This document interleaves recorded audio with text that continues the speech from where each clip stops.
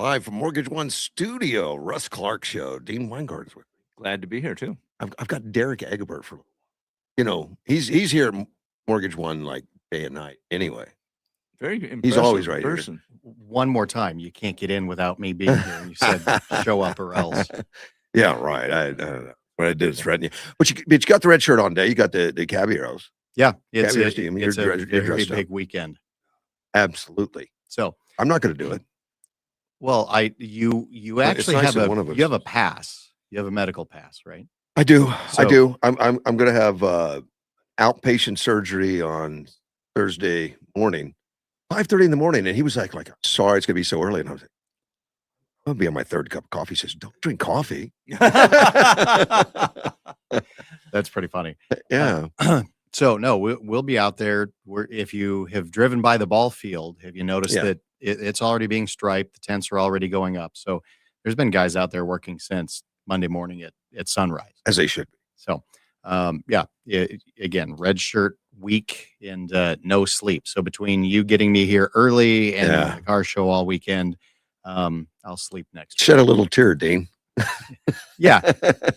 Let's feel sorry for him real quick. You Then we asked can about the red shirt. Then there we you can get that passed. We can get through that. And what is your function this?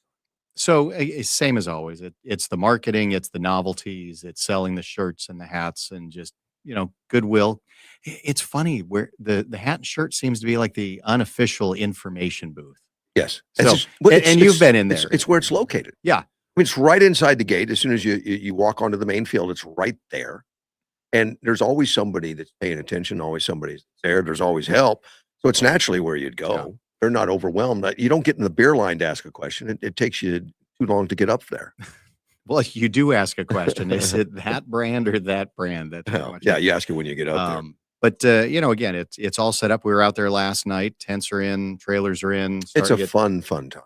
love doing that. Now You're going to have one of my granddaughters in there helping you. is Andrea. Casey coming out as well? Casey's not. In fact, she What? asked me, Wait a minute. So you're not coming out. Your daughter's not coming out, but Yeah. you're throwing the grandkids out there. How does- Well, he needs a babysitter. that's like unpaid daycare right there. she What? asked me, she said, Dad, you're going to be there so you can chaperone Andrea. Now she doesn't need that. She's like, I think 15. Okay. Yeah, she's with one of the groups. I don't know which they are. Okay. But So you always have volunteers. You get people from different groups that actually you help fund Mhm. their cause, whether it's a dance organization, a football, high school program or something. I think that's one of the things that I like most about Caballeros and especially Midnight at the Oasis is all of the groups that are out there helping. That could be their largest fundraiser. So when you walk through the food court, none of those are commercial kitchens by local businesses or nationwide businesses. Those are all other service and community organizations that are doing things for their fundraising. Right. When you talk about one of the things that people talk is it's the greatest car show on grass, but it's kind of like walking through Disneyland. You don't see trash laying on the ground. When And you you- walk through Disneyland, it's clean. When you're walking through here, you've got the Boy Scouts out there constantly dumping trash, cleaning everything up. And again, you walk around, you don't see a bunch of wrappers on the ground. And it's that support group that they get paid to do that. So We'll make sure we keep this straight and don't get the hippies to show up that when they say car show on grass, that's not the marijuana legalization. well, there are that- some of us that don't go that direction immediately in our brain, Russ. We're going to have a Clark. lot of people showing up different So, things. but Yeah, it's comfortable and having it out on the fields and with the ball fields and all that. It's just, I don't know. It's that nice feeling of running through the grass in summertime with the lights on. The kids go crazy. The grandkids love it. and do you know approximately what percentage of the cars come from out of town? I do not. It's up to 70%. I know there's a lot of locals There- that love it, look forward to it, shine their cars up for weeks getting ready. Lot of locals, but if you say 1,000 cars, there's about 300, sometimes 350 worth of cars that That's a are good that are amount. local. But 650 to 700 cars are coming from elsewhere. Could be snowbirds coming into town, could be Phoenix, San Right. Diego, LA. So when you talk about that, most of the people who are not from here are like, oh my gosh, it's a car show on grass. Oh my gosh, it's comfortable to Right. sit out here.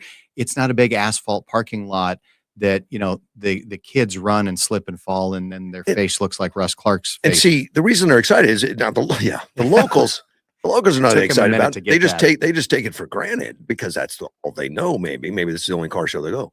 The ones that come around, they travel. So some are retirees, Yeah. and they bought this old car so that they could clean it up and travel and have fun in that group, and that group can travel all over the country, hitting different car shows. And you see a lot of those where the guys bring the trailers. There's 5, 6 Yeah. trucks that kind of have the same, images on them. It's not really a logo, but they travel around Well, together and they park their trailers over in the corner. I don't know if we can call them professionals because they don't get paid, but it's right next to that Well, but because it's what they do. It's their hobby. They don't play golf. They do golf. They love collectible cars.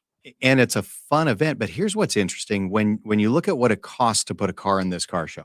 Oh, Okay, not much. very inexpensive from an entrant perspective. Now, the reason those guys love coming here is literally they're paid, not really paid that way, but it's $135. Call it, round it up to 150 when you figure your credit Yeah. card processing fee. But you get in, you get not only your spot for the 3 days, but you get your entrance shirt, so you get some apparel. Then you get the meal tickets, so you're fed Friday night dinner, Saturday night lunch, Sunday brunch. So when you figure, wait a minute, that's 3 meals for 2 people. Russ, when you and Helen go out, well, if you actually take Helen out, but when you Yeah. go out to eat, what do you spend for a meal I'm for not 2 really of you? sure what a Happy Meal costs. Hey, use that number for. I guarantee you, if that's the 2 of you $12, went but to it's $30 minimum for a minimum, lunch. 2 people. Yeah. so That's pretty good deal nowadays. so Yeah. let's say 30 is a great deal, probably closer to 40. Oh yeah, So if you said 40 times 3, that's $120 just in food the car guys and gals are getting, plus the shirt. So literally they're getting everything back, plus they get to stay for the concerts, plus they get to go hang that's out the with their big friends. deal. I mean, some of the concerts that are put on here, and these included, are standalone by themselves. People would, quite a bit Should. just to get into them, and we just have them as an add-on. Mhm. Have- And so when you say that, the car guys and gals are paying 135 to 150 bucks for the car spot. They're getting all of their money back in food. They get to enjoy the concerts for free. You and I, if you're not putting a car in, go get the all weekend passport. It's 35 bucks. for the It whole, get yeah. for the whole weekend, gets you in Friday day and the concert Friday, Saturday day and the concert Sunday day. So literally 35 bucks gets you in for everything all weekend long. Where else can you do that for a family taking people out to do stuff? And again, back to We have an advantage. The advantage is the Caballeros are nonprofit. They don't get paid. They put this on for the community, and that's the way it started off with for the community to get people to travel, come here, to and recognize Yuma for commerce. And they but they don't get paid. It's not a for-profit. It's not that. And money taken in does go back to the community. yeah. So there's one thing technically I'm going to say your microphone, I got to adjust something. There's it's because I adjusted it. It's a little choppy, but I would say maybe push it away from your face because when you turn sideways, it's not picking Right. it up. I think I've got the gain mess. But back to that, yeah, all of the guys who are in the red shirts go into Monday smiling, having a great time, and by Sunday afternoon, it's time to just Yeah. pack it up and be done because it's been a long week. And most of the guys, when you say full time work, Russ, to somebody who is, and there's no negative, but just clocking in and clocking out, what do they think a full time work week is?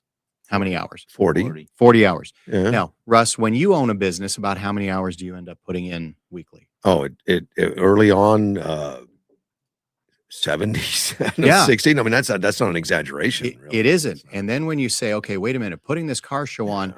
every one of these guys is either full-time employed somewhere, business owner or other. And you say, wait a minute, now you're going to put in another 60 to 80 hours this week. Because again, there's guys out at the field already this morning.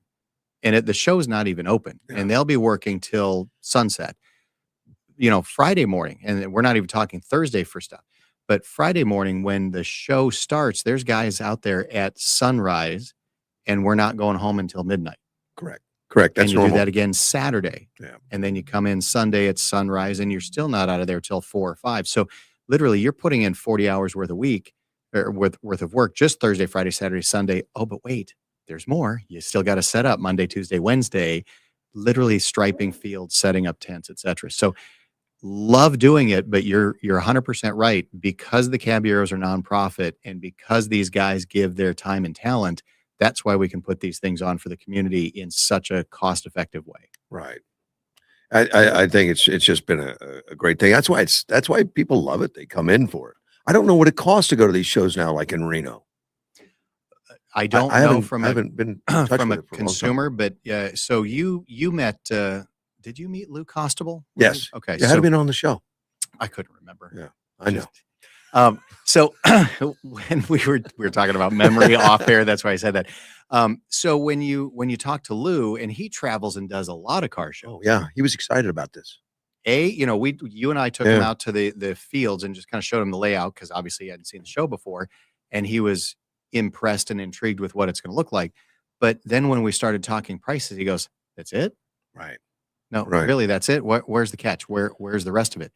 And again, we're so spoiled down here that you don't realize, man, you could spend twice that to put a car in an asphalt parking lot that you're not going to bring a lawn chair out and just kind of talk to your friends and neighbors because just the simple heat reflecting off the asphalt sucks. He seemed to be really excited about the grass part of it. Because and the it's whole thing, really. because you and I take that for granted. Yeah. Most people don't understand that, wait a minute, you can have a grass car show. You can literally have 50,000 people walking around a park.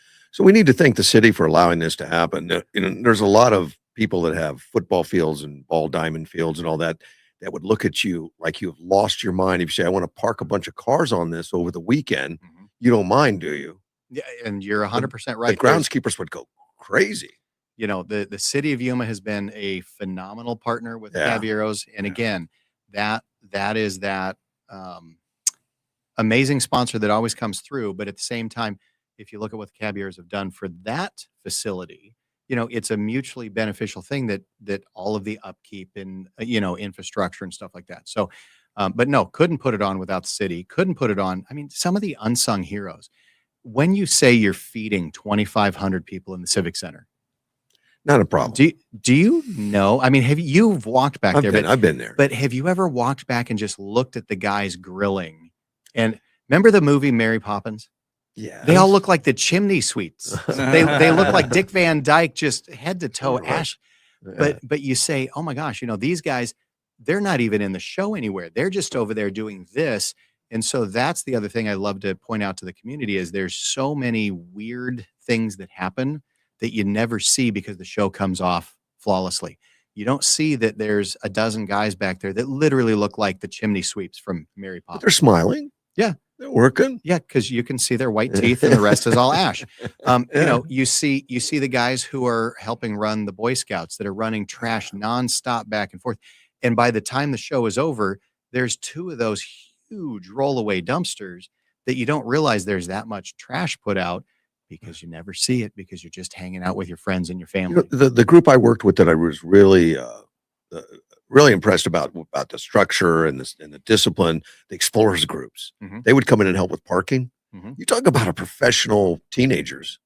We look at our teenagers that are on the phone too much or doing too much of this, doing it. We're going to complain. We're going to point out the exceptions. These kids are focused and what can I do next? Very much so. Right. And there's another one is literally how do you park 20, 30,000 people's worth of cars at any one time? One at a time. Well, you do them one. Well, you do them one at a time. But I'm just saying in terms of layout, lining the parking, getting everything in and out safely. And those guys that are out parking, they're not in the show. They're not in the field anyway. Those guys don't even come into the facility for 8 to 10 hours. No. And you can't leave it up to the drivers. I mean, you got to shut off a parking lot for a while, let it get caught up and take it to the other parking lot. You got to have a couple of them working. And when it gets backed up and it's going to back up on the roads, you shut it down and you start parking on the grass or you park in the golf course or something. You move them around. And because you can't leave it up to the individuals No, because they don't even park within the lines. I mean, Russ Clark isn't even between the lines here in my parking lot for crying out loud. Did you notice that? I did notice really? that. I did. I was like, I knew Russ, you were observant. The parallel lines right in between. It's easy. Oh, is that what those mean? It's not park on it. It's not park across it. It's match your car to the close. You can see that white line center on that Eric, white line. Now that I know it's every time it'll be perfect. Yeah, tomorrow he's going to come in straight across the line. Perfect. No, I'm bringing a tape measure. I'm gonna bring you on a gurney for crying out loud. We'll get it done now. But it's going to be a great weekend. I think. How's the weather look? You look? Phenomenal. So it's going to be windy today, Yeah. and it's going to be windy tomorrow. So thank heavens the wind is going to blow through here. They're expecting 12 to 14 mile an hour winds Friday, Saturday, Sunday, which is great. The gusts are going to get 20, 22 today. The highs are just touching 80, high 70s to 80. Lows when the sun goes down could be So it's gonna be 50s, beautiful. 55. Perfect. It's going to be warm enough to go enjoy an adult beverage, but it's going to be cool enough to be out there all day long and not feel like you're going home just drained. Right. We've had years that were cold, we've had years that were hot, we've had years that rained. Remember Wayne Idy when he was Wayne- Captain Rain Idy. Rain Yeah, Idy. That's what his new nickname was. Rain. So this looks phenomenal. Yeah. The concert starts Friday. There is a concert on Friday, Friday. Yep. and then the big one on Saturday. It's usually bigger. Bigger. So the closing act is Lee Rocker of the Stray Cats. Right. That should be a phenomenal closing act on Are you going to Saturday. sing at all? You going to be dancing out there? You know where I sit. No, I'm not singing or dancing. I have the face for radio and the voice for Okay. talk radio, and that's it. That's about it. Um, I know the disease.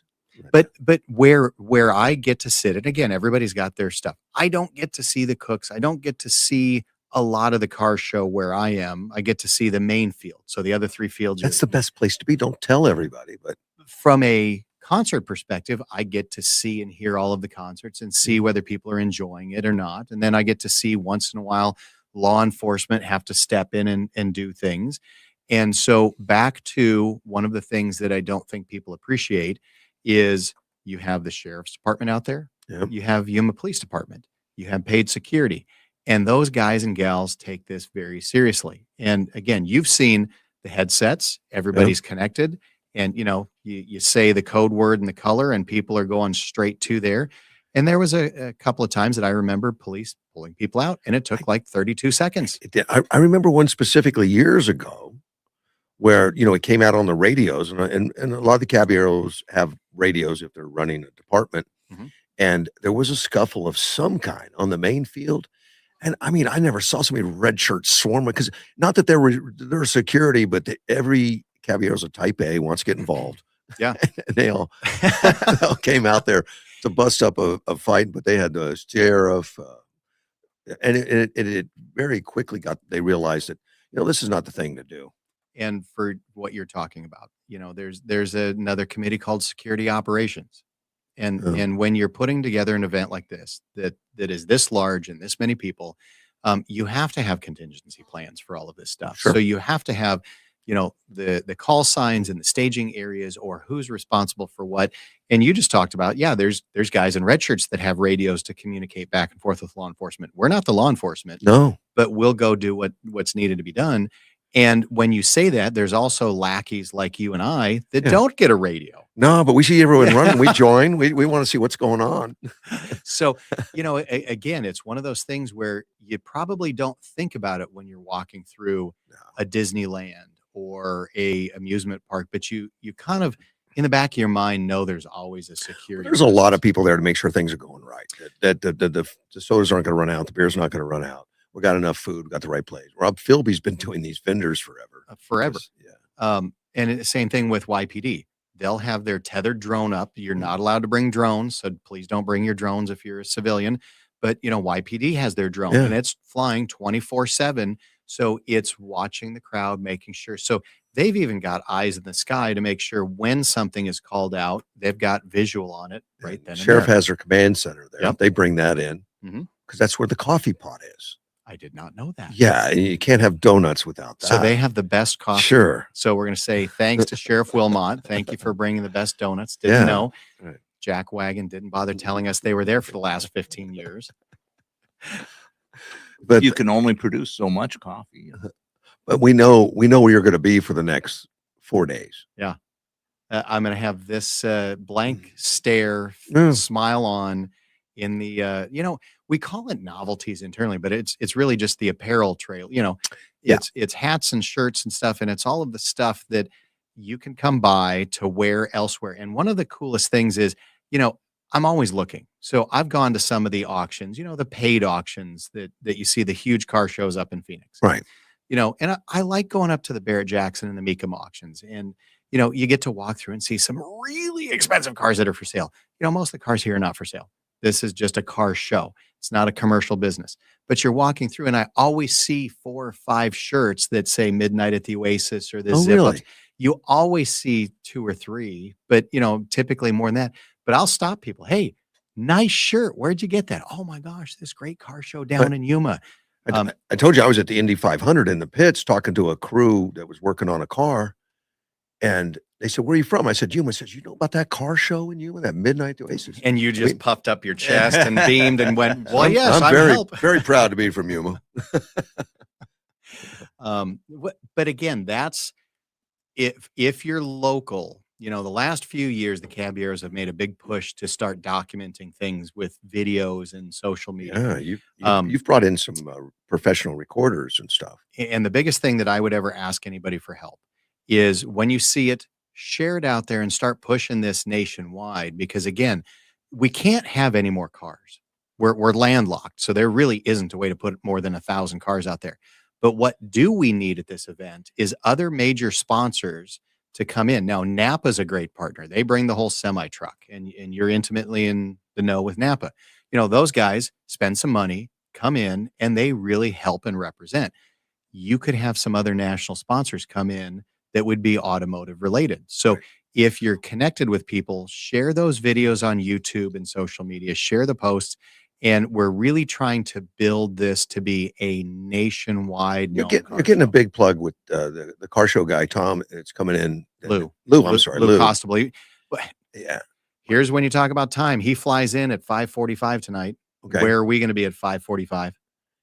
I'll be sitting home recuperating. Whatever. Tonight? No, not tonight. I'll be No, crying. we'll be out at the ball field. So this Yeah. is the committee meeting where get all the guys together and you literally walk through. It's like the pre-flight, you see the situation room where the Blue Angels are going through their pre-flight demo and they're visualizing it and they're talking about who does what, when. That's what tonight is. It's getting everybody together, who's doing what, what's happening with parking, what happens if something happens in the parking lot, what happens on the field, who's responsible. Stay in your lanes. Who's going to sit through that? That's good. Yeah. And but he flies in at 5:45. We Yeah. start from 5 to 6:30. So somewhere in the middle, I've got to go, be right back. Yeah. Like a commercial break that you don't have right now. We'll be right back after these messages. I got to go run and get him. And I've already told him when you fly in, it's always about 20 minutes to get your luggage off the plane, right? Absolutely. So you're going to get in at 5:45, which means you're not getting those bags off those conveyors till 6. You're going to text me when the conveyor belt starts spinning. I will leave the complex, drive over, get you, because the complex isn't far from the airport.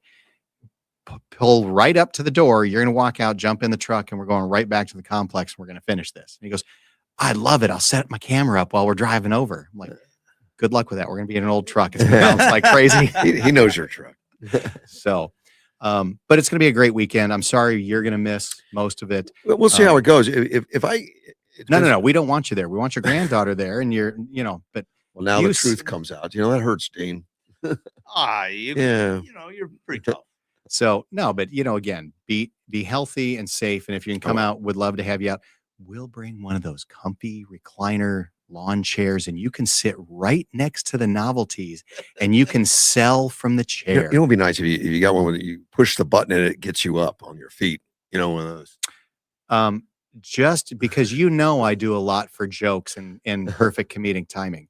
I might bring one of those lazy boy lift chairs out there and plug it in, but there's enough guys in cabs that could juice that motor up in that spring. I could probably launch you halfway across the field. There's a few you might want to launch. What was that? Remember the movie Gremlins? Yeah. Where the old lady rode up the staircase and shot out the window? The Gremlins shot her out the... I don't remember how she did that, but yeah, I remember. It was the Stairmaster lift thing that you rode up the stairs to get to the second floor, and the Gremlins rewired it and shot her up out the window. Come on, Dean, you got to remember. I think it was one of the later. I don't think he watched the original movie. I don't think he watched the. No. Gremlins. That was the original Gremlins. Yeah, with Gizmo was the only one that. Don't feed him after midnight, man. And that's kind of Russ Clark, man. After midnight, don't give him nothing, because then the studio is not good in the morning. I'm not on my feet by midnight. I'm gone. I'm out. So, is there anything? And Dean, we've been talking about this. Is the consumer who comes out, what's most impressive to you about the car show? Well, to me, it's all of the cars themselves. You've got all these incredible cars that have been so taken care of, babied. I mean, they could never be in that shape if you drove them every day, so that's what's most impressive to me. And so eyeballs, we talk about all the systems and things that probably bore the snots out of everybody. But at the end of the day, you're 100% right. There's a great concert and there's 1,000 cars to come out. But and look the at. nice thing about the cars, the owners generally, quite often, you're going to see the owners sitting there in lounge chairs talking. They're anxious to tell you about it. Mhm. They are. They'd like to have you stop by and say something. And you can ask, and that's, as my kids were growing up, they were always bugging people, asking about the car, what's in it, what's the engine size, what's under the hood. They've learned that for what's under the hood. Oh, no, I have stories that this was my dad's car, but he sold it, and I happened to get it from a guy, and they changed the color. We put it back. You'll get the whole story, and they get excited about it. That's one of the things you don't get at some of these auctions. You see the car sitting there, and it's cool to see the car, but you don't get to talk to anybody, and they're crammed in, so you get to see a lot of them, but there's no space to sit back and photograph it. You might get it from the front or the back, but you're not getting the sides. There's enough room, and these are parked at an angle. Why? I don't know. So then you can see the side of the car. You get the front, the back, and you see the angle. You can walk around them. Now, a lot of them will say, don't touch. Please respect that. A lot of these guys. Well, they should all say that. And again, when you go back to security ops, there's going to be a couple of cabs who are driving around in golf carts all day long because, last year, even my car, I had the hood ornament snapped off. Oh, no. And it was not easy to find a 1956 Lincoln Continental Mark II, which it's not really. There's someone in Yuma that has one. Yeah, it was mine. Thanks. With a broken hood ornament. Thanks, Jack Wagon. You want to rub that in anymore? Just saying. But again, that's the thing is the guys and gals bring out their prides and joy, and you get to see the care that they put into these vehicles. Please just be respectful, and even if you see other people who are not being respectful, say something. And last year, I was walking around the field, and I was just having to tell people, no, you cannot lay on the hood of this vehicle and take a picture. That's not allowed. Yeah. No, you're not allowed to open the door and get into it. And you see people who do that because they don't have the understanding of the value or the care and custody that these people have. But the other owners will caution people too. They'll keep an eye on it. Mhm. It does happen. People want to do that. I've seen it myself, but it gets corrected pretty quickly. Pretty quick. But again, that's just that thing is we can't have this car show without the guys in the red shirts that are volunteering their time and talents. Right. We can't have this car show without the city of Yuma's partnership. We can't have this car show without the guys and gals who are bringing their cars out, without showing them the care and courtesy and the interest. If you have kids, have your kids talk to them, show them the appreciation and enjoyment for letting us see their cars, because that's why they bring it out, is they want to talk to people and they want to show off their car. But without those guys with cars, we're not having a car show. It's kind of like the balloon festival. Without the guys with the balloons, the guys and gals, you're not having. Of course, we count on more than that. It's the volunteers, it's the vendors, the local Rotary clubs and Optimus clubs and everything that come in to cook and do all the other stuff. So it's all relied on by Yuma mostly. Mm-hmm. And that's the beauty is it's a nonprofit organization's biggest fundraiser that is also supporting all of the other service and nonprofit organizations for their largest fundraiser. And it's a bunch of community support groups that are nonprofit that get paid to help put the facility together. It literally is no commercial anything. Yes, there's a few things that you have to buy. You got to buy beer and soda. Yes, you have to buy. We don't have to buy beer. Well, I don't think they could give that much beer away. It's optional. I mean, it is. It's not a 2-drink minimum or anything. How many of the cars are driven here versus trailered? Oh, I don't have that, but I would say anecdotally, it's probably 94 to 95%. I bet. They're drivers. Yeah, they're all drivers. I bet, because I see lots of them driving around the community. I bet less than 50 of them are trailered. There's a group that are trailered, but I bet 900 to 950 are driven. Wow. And a lot of them, there's a huge group from Havasu that they all drive down just like they're in a parade, if you will. I've seen them on 95 Yeah. often. I mean, you go, oh, the car show must be happening. All of these classic cars are driving south. Mhm. And there's a lot of clubs. I think the Pantera Club, I don't know if they're still coming in force. They used to have a lot of Panteras. Yeah, there's 8 or 9 of them that show up. I think last year it might have been 10. Yeah. And you usually don't even see those around normally. You don't even see them on the road. But all of No. a sudden you see 9 or 10 of them. It's like nice. Mhm. Yeah. And again, that's the beauty when you really get into cars, turn them into drivers. And you talked about some of them aren't driven all the time. A lot of them are driven all the Yeah. time. You see them around Yuma, You know, the locals. My couple, when the kids were all really driving, hey, we take laps every weekend. Just jump in, let's go. There was a point at which we would take 5 cars to breakfast.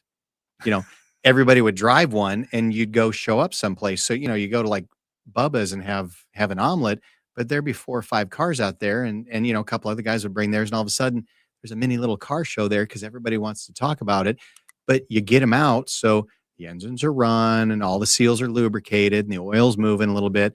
Gas isn't going bad. And it's just fun. And so going back to it, bring your kids out, get your kids interested in the cars and just the history, because part of it to me is also learning the history. Hey, Russ, Yeah. what was your first car? 1968 Javelin SST. Would you love that car back? Of course. Okay. So, and but you're watching him smile when he says it, Yeah. And he's thinking, oh man, I could be driving that, not the Suzuki. That would be a great company car. Go get one. I've never made any searches or attempted to do that. Okay, but now I've planted that seed. Now for the next 48 hours while you're on the couch in recovery, for everybody who has Russ Clark's phone number, find those cars on Auto Trader Classic or Craigslist. Text him links of that car for the next, let's go 3 days, because he doesn't go into surgery until tomorrow. For the next 3 days, everybody text Russ Clark that car.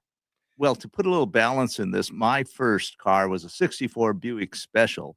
Yeah, that's a big balance right there. It was a real dog. That's a tank. It was a terrible car. But you're smiling right now because you're remembering I all of remember this. all the work I had to put into it. And eventually it just failed me. And I barely made my military assignment that I was traveling to. I mean, it kept 45 miles an hour on the freeway, just barely to the base. Never did figure out what exactly was going wrong with it.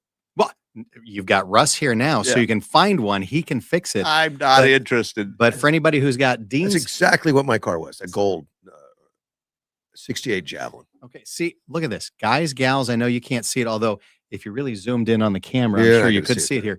here. He's found one, a 68 AMC Javelin. Prices, pictures, visit.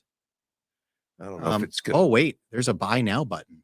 Oh, do you- wait, give me that phone Do you back. have your Apple? Do you have your Apple Pay? in Give me here? that phone back. I don't want you to touch that. Buy now. It said card decline. I don't know what that means. Personally, I find the modern cars are just so much better than the older cars. I mean, the course. old cars are classic and they're great, interesting technology for their time. But I personally have no interest in driving a car from the 60s around. Here's the difference. You're a 1,000,000,000% right. There's a huge difference. You and I get in the car, stick the key in, turn it, and go, and give it no Yeah. thought to warming up, moving the fluids, whether the AC is I going used to to work. do that. Literally nothing. And you look at what some of these farmers used to do, pulling, with an old school, and I have a 1978 Ford F-150. You look at what some of these guys used to pull with that, and you think, geez, that truck's not made to pull that. But that's what those, farmers were doing back in the 70s. And you look at what we drive now, a 3/4 ton or a 1-ton truck to pull a big trailer that, what does every manufacturer talk about? Oh, we can tow 31,000 pounds with the right setup. You think that's a half a semi. And these old trucks, no, you were pulling 5, 6, 7,000. Yeah, there were guys overloading it, but it's just not the same. No, I think it was a 1940s Ford and it was mostly rusted out. And I used toggle switches to make turn signals for it. And I think I paid $100 for it or something and sold it for a couple hundred, but it was a tiny truck. Mm-hmm. I mean, it With was the old small. flathead V8. And well, and it had the external wheel wells. You know, the box Mhm, was inside mhm. the wheel wells, and I thought, wow, we've made a lot of improvements in trucks since then. And that's so part of it is just showing my kids. I mean, my kids all learned how to drive 4 on the floor, 3 on the tree. They can all drive a column shift. And it's so funny because they would bring their friends over and they couldn't figure out how to start it, let alone how to Yeah, drive yeah. it. We talk about the manual shift as now being an anti-theft device. It Yeah. is. Used to be they were higher to insure because people would hot rod them. Yeah. Now it's lower to insure because Nobody nobody can drive hot 'em. rods them, and young people can't drive them. Uh, did you It's just arrange shipping for your no, but I was looking at some Javelin? pricing, and it's more now than when I bought it. Well, that's like 40 years ago. Of course it's Yeah, gonna be more. just so you know, I think I paid $800 for it. Now, one in bad shapes goes for 25,000. I guess from what I see, I should have kept that Don't car. you wish you had kept No, I that? don't. Come It's a on. depreciating asset. It doesn't value. Generally, You know, most generally. cars, Hey, the amount you hey, have to put into it. 800 to 25,000. Russ Yeah, just says that would have been a great Yeah, investment. over 40 They- years, let's look at the compounded interest rate and see. well, You'll do and better in the stock market. Voice of reason over on the other side of the table. that's what he does to me every day. So again, back to, Caballeros and the Midnight at the Oasis. That's what I'm doing all week. You're going to do surgery. What are you doing the rest of the week, Dean? I'm going to be writing, Yeah. which is what I do every day. It's my passion. Do you really sit down and write every day? Yes, for hours. But Is there a system? Like, do you sit in the same chair and drink the same cup of coffee and then start to get you in the mood? kinda, yeah. I mean, I usually have coffee at about 5 o'clock in the morning, and I have a system where I go on the internet, and check sources, and look for things I'm interested in, and that type of thing. And I have a way too many drafts. I have like 1,500 drafts on my list, compared to about 4,500 articles I published. But those drafts are really just thought processes. I think this might make a good article, and then I get on to something else, and gradually some of those drafts become articles, and a lot of times it's just something that's happening right now and I want to get something out. So how many hours a day do you think you spend writing? Well, it's how you define it.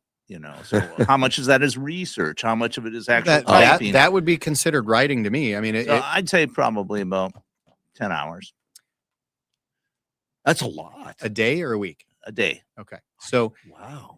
and to me, what I just heard is, and it's so funny because people look at things and say, "Oh my gosh, Michael Jordan was so lucky. Oh my gosh, Kobe Bryant was so lucky." Yeah. But they put in a lot of work. And you just told me you've got 4,500 articles published, and you might have somebody go, that Dean, he's so lucky, he gets published.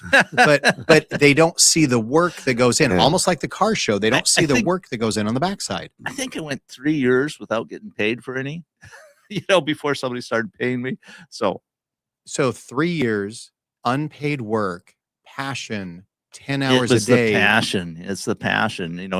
I can't not do it. It's an addiction. A And- good addiction, but it's an addiction. But you're telling me, the average 40-hour worker is 2,000 plus hours a year. You're telling me you have 6 to 10,000 hours into your craft unpaid before you got anything done, and now you still. Well, there's a lot of, non-monetary return on that stuff. I had things I was trying to do. I thought there were things people needed to know and nobody else was doing it. I mean, so that's a lot of return that, and I, was retired for most of this out of YPG. So I have an income. I don't have to worry about it. And that's a problem for a lot of aspiring writers. They have to make a living. Mhm. I mean, I first got published back in 1984 or something like that. But career came along, and that requires a lot of time and effort if you're going to be good at it or try to be.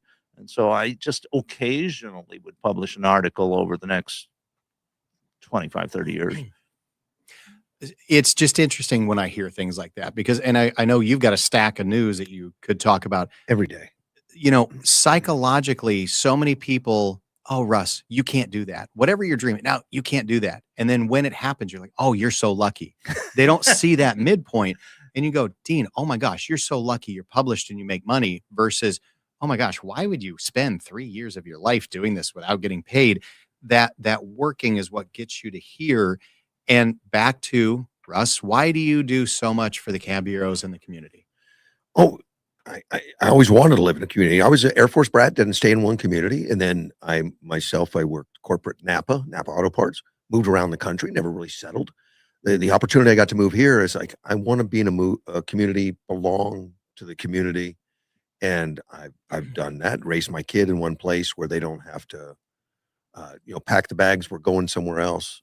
Now, for us behind the fourth wall, listening to you guys, it's the same story. You have a passion, you want to tell people something or teach people something. Russ, you have a passion, you want this community to be better.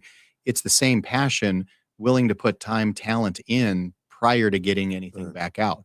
And that's what I love about doing the car show in Mado is you get to, it's funny. I remember going to the car show as a kid because it's been going that long. And I know you're old. I'm trying to think of you being a kid, but yeah, okay. But you remember going prior to having to work it and you enjoy it. And then you're like, wait a minute, I need to be one of those guys that steps up because if I don't do it, obviously people will, it's not about me, but I want to leave it better for my kids and their kids and the community. And, if you can make something 1% better, Russ is the organization better for having you able to talk about it on your show. I think so. Then you've put in your time and talent in your way. And you talk about the things you get back out of and things that now, obviously AM 560 went away last week. I have heard from more people than I thought possible. My business partner is telling me, look, you're tying me up all day. I'm getting calls. Are you okay? Is Russ okay? And where can I hear his show? Is he coming back? My wife, same way. Anywhere she goes, they're asking her, what's wrong with Russ? There's a lot wrong. Dean, you've been writing for about 10 hours a day. Where's that list? Yeah, well, it's not one of my favorite subjects. I don't make lists of what's wrong with people. But for Russ, we'll make an exception. A lot of times you sit here in studio and we're talking and all that. You don't see the people, you don't see them, but it's nice to know that it's appreciated, and that just motivates you to continue to bring it. And that's the reason you wanted to set this up here is getting your stuff continue to be out on the air through one or more channels.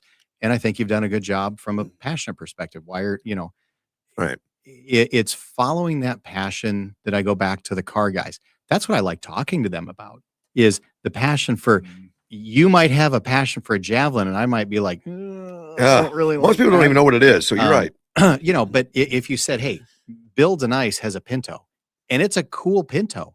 Now, most people say a Pinto, isn't that the one that used to explode when you hit it in the back, the gas tank type thing? But it did. That was the whole image from Ralph Nader. And I was going to say, didn't they fake that somewhere? Yeah, they boosted it a little bit. But you say, that is the most pristine Pinto you will ever see. It looks like it's new off the factory assembly line. It's not a collectible, is it? Well, if it's in perfect condition, it definitely is. And so it's a unique thing that even Bill smiles. He's like, man, I didn't think that would get that much attention, but that's one of the cars. How many Volkswagens do you have at the show? Wow. That's a good question. I don't know, but there's quite a few. My point is they're about the same sort of new value as the Pinto was. New value is the Pinto, yes. So why wouldn't a Pinto be collectible? And what's interesting is when you look at some of those VW buses, you don't actually realize what that's worth. Oh, yeah. There's VW buses that you wouldn't realize are out at the show that are $250,000. Yeah, I can believe it. And you and I, when we tactically look at it, and by the way, did your credit card go through for that Javelin? I did hit buy now, just so you know. I was looking for the Pinto pricing. You can still buy them. I didn't know there was that many out there. I did have a Pinto at one time. Yeah. Do you miss that more than your Javelin? No. But around 20, it's in the 20,000, 26,000. I had a guy who worked for me who hot rodded a Pinto continually. It was not a good idea because all the systems are not designed to take 3 times the power of an ordinary Pinto, and the other systems kept breaking. Wow. Yeah, it's not set up. It's a little 4-cylinder. Well, anybody who's broke their car, just take it over to Russ Clark and they'll fix it. Right? Yeah, we'll do that. So yeah. But again, here's what I appreciate is the passion that Dean just said. Did you know he writes 10 hours a day? I didn't know it was that much. I know he writes. I mean, Ammo Land, I know, and then it can't be the only one. Well, they've come to be the major place where my stuff gets published. I mean, occasionally there's another article somewhere else, like Jews for the Preservation of Firearms Ownership has published a fair amount of my stuff. And I used Truth About Guns published about half of the first 2,000 articles and about 1,000 articles out there. So, it's not just that. And occasionally there'd be some print publication might be interested, but that's unusual. Sally Kaiser's first car was a Corvair Mazda, 1960. Oh, okay. I haven't seen one of those at the show. I'm sure we have them. I know there's only one Citron ever. But. Yeah, that's Rob Philby's. Now, so the Corvair, was it the Standard or was it the Spider? She doesn't say. Okay. I remember my dad had one of those once. That's one I chased one of those for a while. I would love to have a convertible, probably a 63, 64 Corvair Spider. Most people are going to go, that's an awful car. When I read about them, they've always come across as really a pretty good car, despite what Ralph Nader said. Yes, exactly. And had a friend of mine in high school that had a hardtop, and all his parents ever told him is, it's an air-cooled engine. It's an air-cooled engine. It's just the same as a Volkswagen. Well, that dummy, I want to say a few other words, never changed the oil, never did anything with the oil, because in his mind, air-cooled meant it's just air-cooled. There's no lubrication, no nothing. Yeah. And so he ended up. Well, we all learned. Yeah, that was an expensive learn. It wasn't an expensive car back then, but yeah, he did not have a car the rest of his high school career because he seized the block. I never knew what a Corvair Monza was. Mm-hmm. Looks like Corvette type styling. I never have seen one with gold where the dash comes up and out. Well, it looks like the whole wings. I mean, the like gull wing doors, but it's both of them together. Just sleep. I've never seen one. And does she wishes she had it back again? I think she traded it for Carl. Oh, all right. So yeah. Well, ask her now. In retrospect, was that a good decision? Is that a good trade-off? I bet you get a lot of rare and unusual cars at this show. Oh yeah, there are, and I think that's one of the but when you go to a selling car show, it's all about the dollars and who needs the money out. This is a car show that you're just enjoying what you like. Look, whether you like my Woody wagon or not, some people hate wagons, some people don't like. Look, I like that car, and why? Because partly my parents had not that, but they had a station wagon when we were growing up. And we were always the kids sitting in the back where there's no air conditioning, and the third row seat where you faced backwards and you could literally projectile vomit out the rear window because you got that car sick, which happened a couple of times. Wow. But, it was like, okay, we had good road trip memories most of the time in that wagon. I always liked big cars, big wagons you could spread out. So you got one of those, and the kids like driving that. Now, I don't care whether you like that wagon or not. It's mine, but I like talking about it. And so if you as a customer like it, you walk over and talk about it. And if you don't, you walk on and you go look at something else like Russ's Javelin that he'll have in next year's show. No. Well, people just latch on to particular cars that they like for some reason. They may be rare. I mean, I had a good friend who collected Borg Ward Warners, and I think they're from England. And there weren't that many brought into the United States, and he had 6 or 7 he picked up so that he'd always have spare parts. Wow. And and he drove them. And they were not an expensive car, very unusual. And it just struck me as kind of, wow, this guy just, because they weren't worth much of anything because you couldn't get parts for them. So he'd find one that wasn't running, he'd pick it up, and he'd have another one for spare parts. So go back to the stories, and you mentioned the Citron. Yeah. So if you ask Colonel Philby, why did he buy that car? I know he fell in love with it when he was in Germany, but I don't understand the story. I don't. So I asked him that one time, and he talked about the technical specs that you could literally not roll the car over. You could be driving as fast as you wanted and jerk the wheel as fast as you wanted. And the weight balance was so low, and it was set up in such a way you couldn't roll it over. Wow. And so go ask Colonel Philby when you see the Citron on the field and you see him standing around there somewhere, which he's not, he's always working, but find Colonel Philby and ask him, hey, why did you buy that Citron? And you'll hear that same story. And he says it with a smile because that's the reason he gravitated to the car. Now, He drives it around. Yeah, well, they take it to church every Sunday. You see it over in the parking lot. So, I mean, that's the beauty is the guys who love their cars still do drive them Right. as routinely as possible. Now, when it gets hot and it's summertime, Dean, what you talked about, no, I don't want to drive any of it. I want to get my normal car, turn it on, have the AC blowing, and cool off as fast as flipping possible. You know, back in the 60s, AC was not common. Right. Yeah, the car guy sold it as an option, a dealer installed option sometimes. And it was pretty pricey at times. It didn't bother me too much because I grew up in northern Wisconsin. Nobody had AC, but Well, remember when you used to drive up the mountains and they would say, turn off your Yeah. AC, because cars weren't even meant to do that. And now you Yeah. think, nah, I'm going to pull a 10,000-pound trailer up the mountain with the AC all the way on. And I'm going to, I'm going to go faster. Let's push the gas down.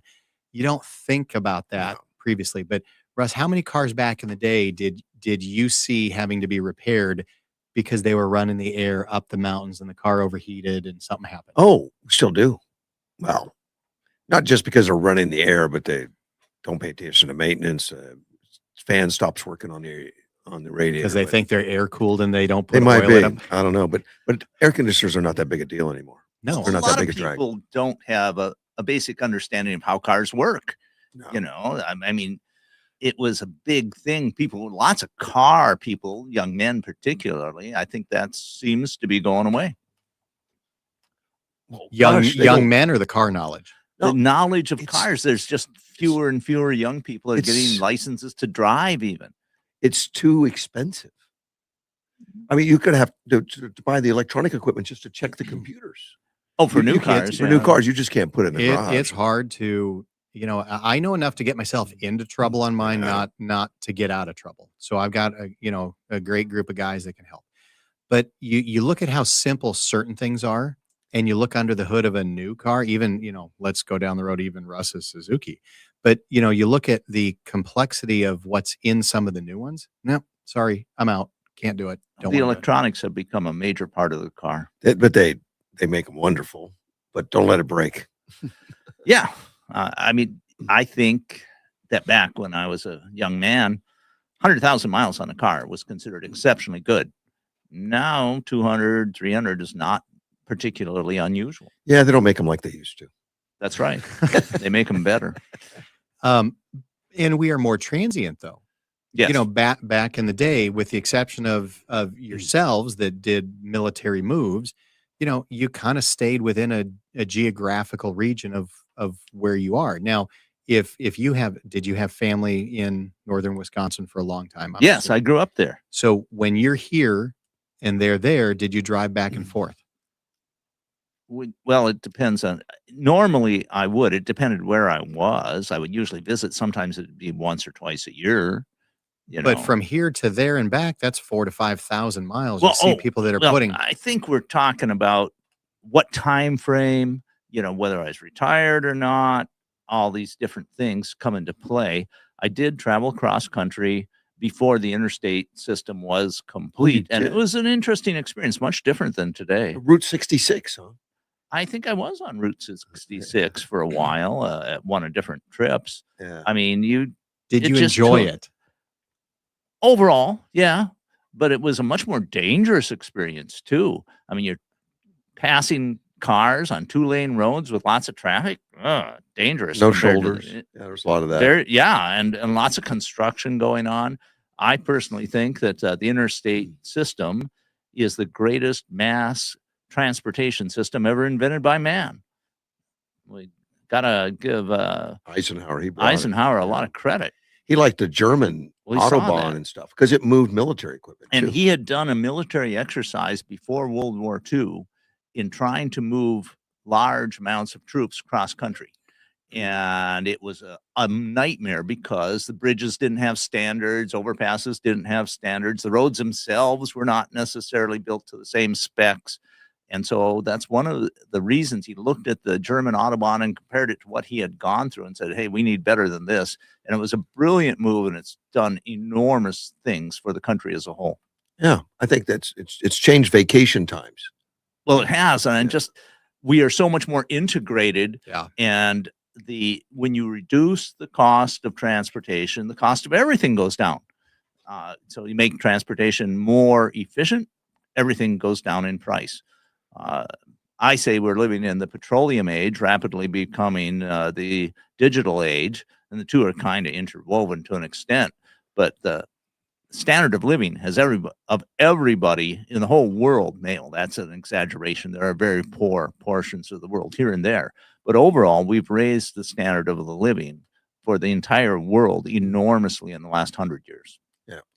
What you talk about the interstate system? Is there any push with Arizona? Because I had seen a couple of blips where they were talking about opening up the speed limit. The reasonable and prudent, almost like an Autobahn in the rural areas, that straightaways. I haven't heard of any, I but haven't there heard might anything. be. That hit the news month and a half ago. I didn't catch it, but it's 75 now on major highways. Mhm. But But the proposal was, because again, say Yuma to Phoenix, it's 3 hours of Yeah. nothingness. There was a proposal, and I haven't seen anything come through the Arizona legislature to that effect. I'd like to see us take the same approach that they have in Texas, where you have long stretches in West Texas where there's not much there, and speed limit's 85. yeah, I've had people pass me doing 85. I have too. I used to I wasn't pass even in people Texas. doing 85. I got smarter. Not in your first car, you didn't. No. We usually But- see those guys later on with the red Yes, lights. and I've noticed that. It's one of the Red and reasons I blue don't ones. do that anymore. But as soon as Russ's Javelin comes in, we'll try it again. Yeah. It wasn't that big a hot rod, although it was fun. It was a fun car, but it was not. This is going to be called a do-over for you when Oh it comes in. man, I don't know. What do you I- got? So some interesting things that lawmakers push. We and I just want to switch to some of the politics of the day and what's going on, particularly with the Iraq War and all that, taking all the news. Iran. Iran. I mean, Iran war. I was dating myself. There are other things going on, and I'm surprised that they're pushing it right now with everything else going on. But Bernie Sanders, is it Ro Khanna, and then are pushing this tax proposal where we just want to go after billionaires, but are pushing hard. They got a whole plan made out. We can raise $4.42 trillion in wealth tax, and they're talking about taxing people like Elon Musk, Jeff Bezos, specifically by name, going after it. And it says, "Make billionaires pay their fair share act" is the name of the act. They've actually got it drawn up. It's going to target specifically 938 individuals that include Elon Musk, Jeff Bezos, some of the, and it's going to only take 5%, not of their income, but their actual wealth. So I guess I go through the house. Wow. They figure out what your paintings are worth. I have no idea how they come up with that, but they figure that this one time. Now, Jane, do you believe one time? No. Okay. Never happens. Well, I'm hoping that the whole thing falls apart because it's Oh, absolutely it kills us all. insane proposal. But it would cost Elon Musk 42 billion, Zuckerberg 11 billion, Jeff Bezos 11 billion. But and their idea is which really bothers me is they want to fix the corrupt tax code, and that's what they call a corrupt tax code because we've seen wealth redistributed from the bottom 90% to the top 1%, which is Except it doesn't work that way. It's ridiculous. That's It's an a exact ridiculous falsehood.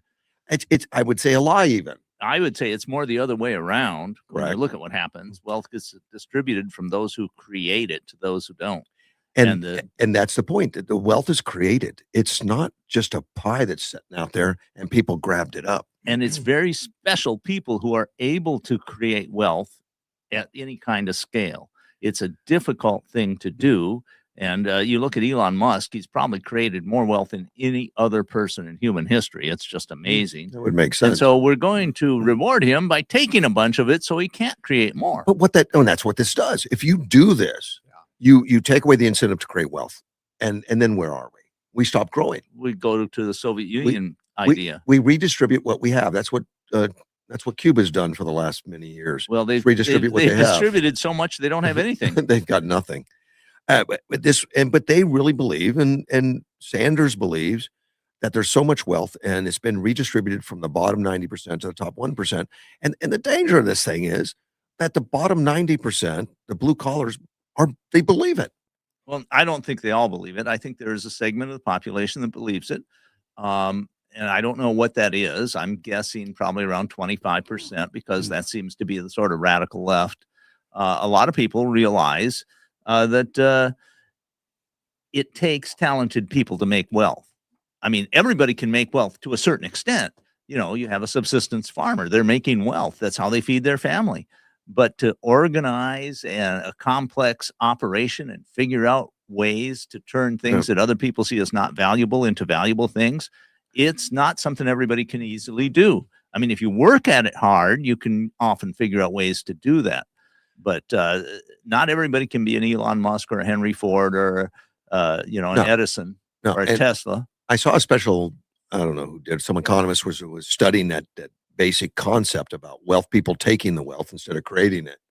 And I think it was on Steve Jobs about, he had piles of money. He was billionaire.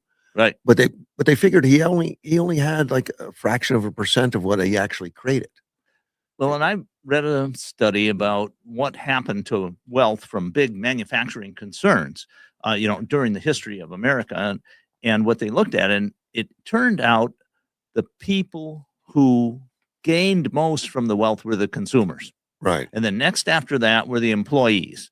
And then the people who owned the businesses, they got a little chunk, but most of it went back into paying employees and out to improvement for consumers. They get a small percentage, but a small percentage of hundreds of billions of dollars can be a lot. It's a lot of money.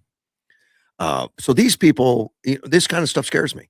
I mean, if this catches on, and it can catch on because he's targeting popularity to get this passed. It simply is, if you're below, you're attacking the person above. Now, who and when, if you're in one of the sponsors, you said Bernie Sanders, so let's use that name. If you're Bernie Sanders, and I've seen several reports, I was just trying to look it up, I can't find it online, but I've seen on certain news organizations, you see his net worth could be 5 million. And certain news in 2019, it's published as 2.5 million. So you got to assume it's more. What happens when somebody's net worth is $3 and they put together something that says, let's go after congressional people who have a net worth more than 2 million. And now Bernie Sanders is the wealthy person because he has more than somebody down the line.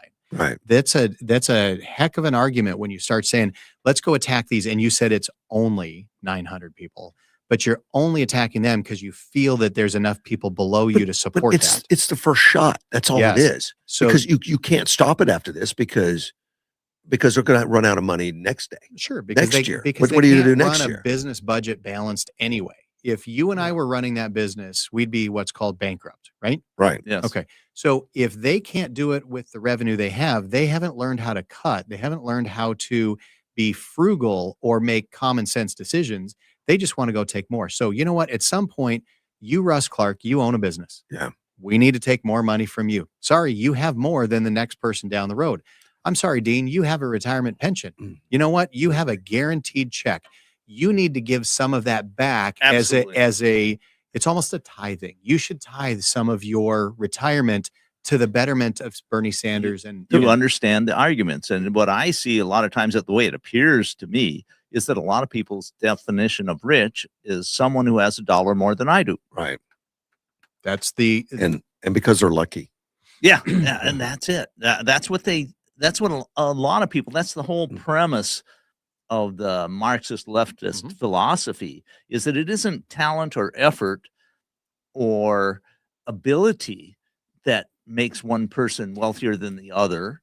It's luck, but that's not reality. No, it's your 10 hours of work to write. And it's not just that. There is some luck involved, but you have to have a system where the talent, energy, and productivity can be combined with that little bit of luck to make everybody's life better. And that's where what I call Christian capitalism, because if you have capitalism without moral values, it doesn't work very well.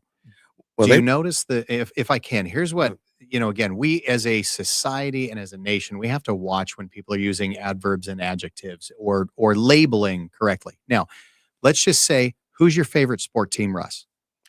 It used to be the San Diego Chargers, but they moved. So say Chargers. Dean, who's your favorite football team? I'll have to say the Green Bay Packers. So when they're playing against each other, you guys are now fighting against each other. Nah, we're Friendly watching rivalry. the TV. But at the end of the day, if it's the Super Bowl, you're rooting for your team, Yeah, you're rooting for your yeah, team, yeah. and there's some angst and animosity there.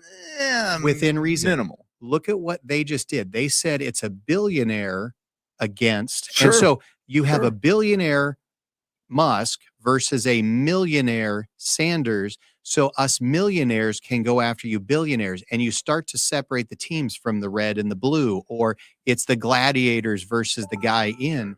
And but yes, but here's how he's getting people on his side, and he has an advantage because he's going after he's telling the 90%, these guys are cheating you, and I'm going to give him your money back. Just support my bill.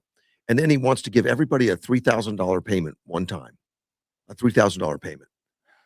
And that's the way to buy their vote. But he doesn't, it's brilliant because he's not buying it with his money, he's buying it with Elon Musk's money. Mhm. He's just going to take it from him. And so again, let's play that game. You're going to go after these guys, and when that fails, then we're going to add more. And at some point, it would trickle down to the millionaires called Bernie Sanders. And when that happens, guess who's going to then fight against it? Well, he'll Too just late put then. an exception in the bill. Members Yeah. of Congress are exempt, like they have been exempt for a very long time for insider trading. So, But eventually it destroys us. Eventually. Well, of course, and it can go very fast. and that kind of thing, when you talk about putting in an exemption or an addendum to it, you've seen how bad the fast food restaurants have been treated in California. Yeah. Okay, Yeah. with the minimum wage, etc. Yep. Have you seen the one carve out? No, I heard of it. And it Pantera was bread? somebody that's If- associated with the governor. Pantera. Panera. Panera. bread. Panera, yeah, So that's it. if you bake bread and the finished product is of a certain weight, you are excluded from paying that minimum wage to your staff. It was written exactly for one company. Are you kidding? But see, that's the thing is Yeah. you want to get everybody on board that we're going to do this for these people. Oh, Everybody wait. except But those people actually we don't care about Except- because we're going to help this person over here. Right. And what we see is a transfer of power. Where we have the power now is that people who deliver something that other people want, people who make society better, get rewarded in a capitalist society. That's how it works. But in the system that Bernie Sanders wants to go through, it's people who have political power get rewarded by taking things from everybody else. Now, Dean, they got their slide rule out and they said, okay, if we take this from these 938 individuals, we know what it's worth. We're going to get $4.4 trillion. See, that won't even cover our deficit. Well, it won't cover what we lost under Biden. But the foundation senior fellow at, I guess, a tax foundation senior fellow, Jared Walczak, said to accept this revenue estimate as credible, you must believe that a 5% annual wealth tax on billionaires on their investments in their closely held businesses will have no economic ramifications worth mentioning. And that's exactly right, because it's going to destroy. You can't never go back and do it again. Well, anybody who can flee will flee. Yeah, they're gone. They'll go someplace that'll treat them better. Look at what's happening in California. Yeah, You have exactly. people moving out. You can see what's going to happen, but it's this.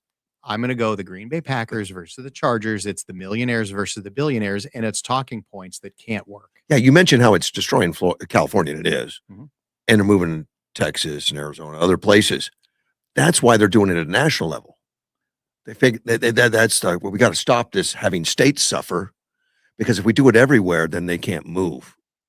Yeah. Well, yes, they can. Well, the United States has been the haven for people to move to because our taxes have been more reasonable and we have opportunities and we don't just destroy a business and take everything. We encourage people to be productive. And so we've been a haven for all the productive people of the world. With something like this, those productive people are going to leave or find some other ways. Maybe they'll be able to buy Cuba or something. I don't believe this has any chance of passing at this point. Not now. I agree. But the fact that they talk about it in such glowing terms that it's a solution and having people believe it, the message won't go away. The ask won't go away. Because the message is come fight for my team. Go back to the Charger Packers. This is the underdog fighting against the big guy. Yeah. And you get a lot of people who actually haven't taken the time to study economics or history. Right. And you get them all riled up, but they actually don't understand what they're saying. And again, look, I want everybody to have the ability to make as much money as they can.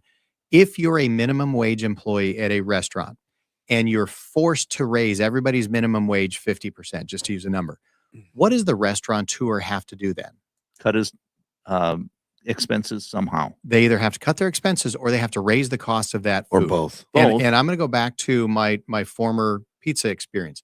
When minimum wage goes in, now the restaurant, which is never making more than 8 to 10%. I mean, if you look at restaurateurs, Right. unless they're bars, they're not making more than 8 to 10%. So if you raise the wages of staff 50%, and staff was 30% of the profit, now it could be 45. You're already negative. So now you've got to raise prices. But it's not just the pizza. The guys who are making the cheese and delivering it, their wage went up. Oh, wait a minute. The transportation, you talked about transportation, that goes up. Oh, wait a minute. The APS has to go up because they're employees. So the trickle effect is the only people who ever lose when you're doing that is the person at the bottom, which is the other argument to that is when you do that, the only people who are going to lose is we either have to cut staff or we have to raise prices to make up for this because the operating margins on most of these long-term businesses are small. Now, you might do really, really well in 1 or 2 years, but take any of the big companies, with the exception of a few, what's a good profit margin in the stock market? Oh, 10% is a national. I mean, I guess just under 10% is an average over 7-8%. time. So we as a consumer understand 7-8%. If you're going to raise prices or take money out of the system, you know somebody's going to get hurt. And it's typically not the guy at the top. It will be the plethora of people at the bottom. Well, what tends to happen is all of society loses because you make things less efficient. Right. And but here's the advantage that people like Bernie Sanders have, and they're talking to such a large population. Let's say that they get it, and just like you predict, it will cause a problem. Sanders just comes out and says, "We're in the right direction. It's just they've blocked us. We need to take more, and we need to We take haven't more. done enough. We haven't done enough, and it'll just continue down that path. And at the end of the day, they'll still love Sanders because they think he's working for us, just like a lot of Russians love Putin. I think you're too pessimistic.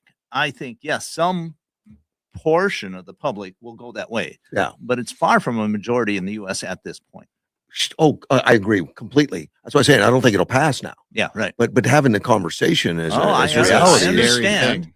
I mean, and that's one of the reasons for shows like this and other places to Yeah. explain what the faults are in the premises of this idea. Yeah, just take it from the wealthy.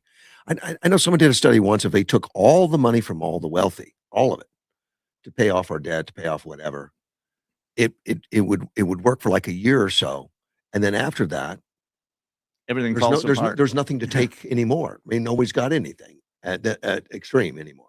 Right. Everybody has a balanced budget for a year, and but the habits don't change. Right. No need. I'm doing well.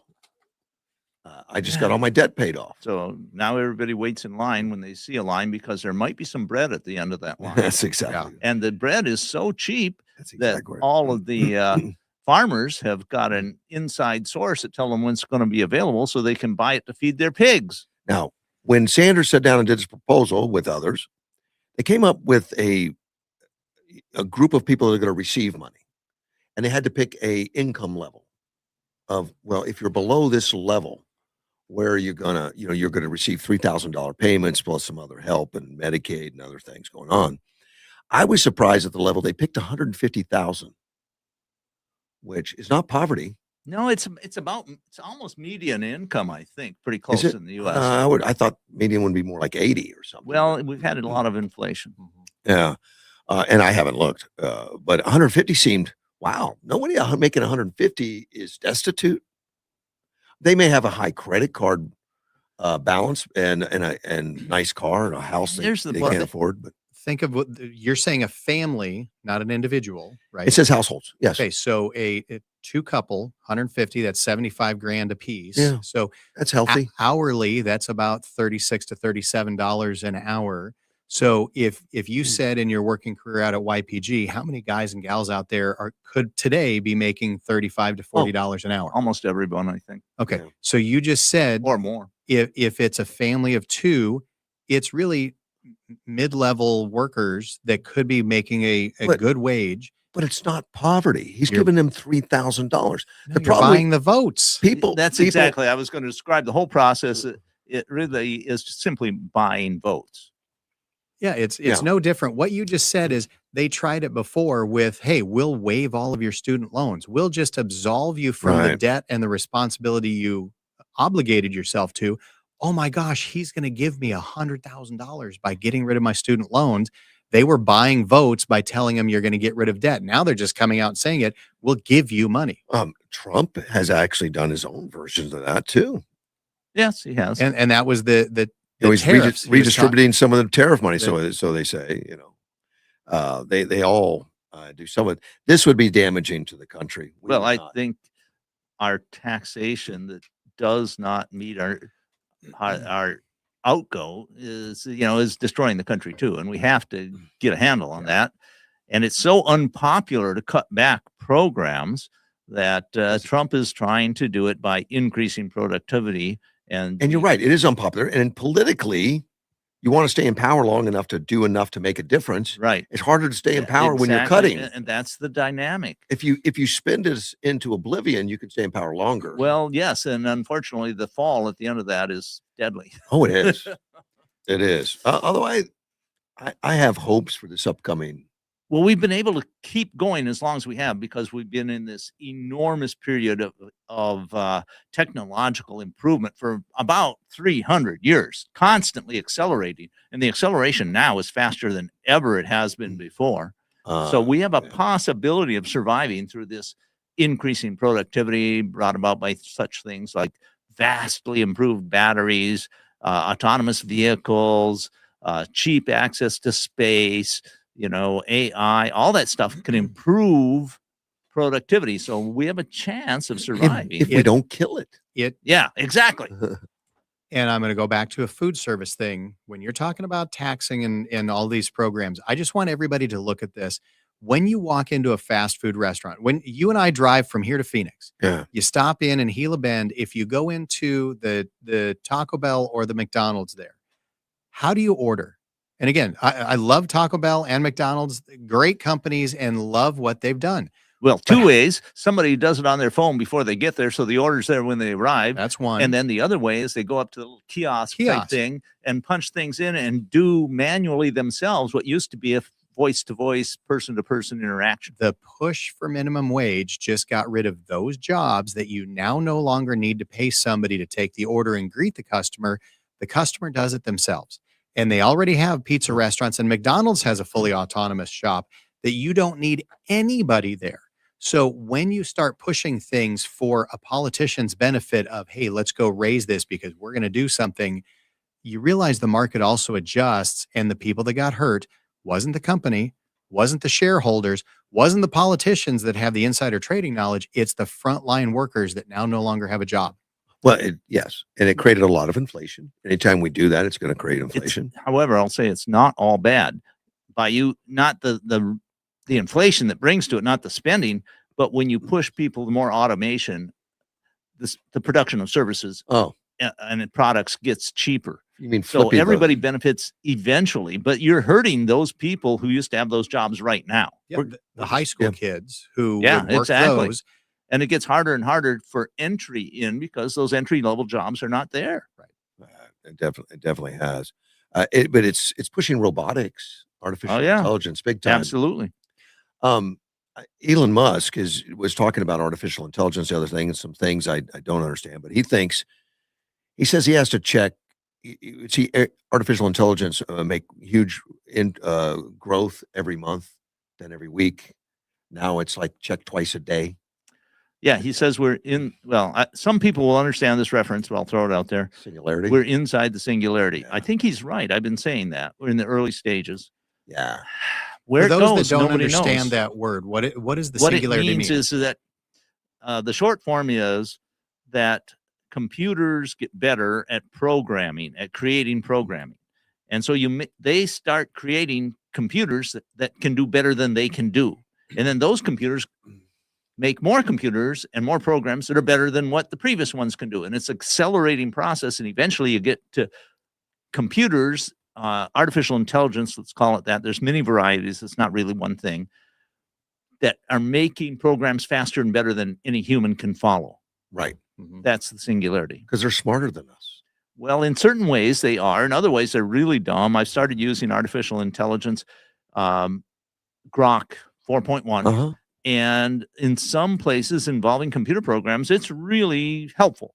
In other places, it makes a mistake and then continually tries to tell me that its mistake is correct when I constantly correct it. Yeah.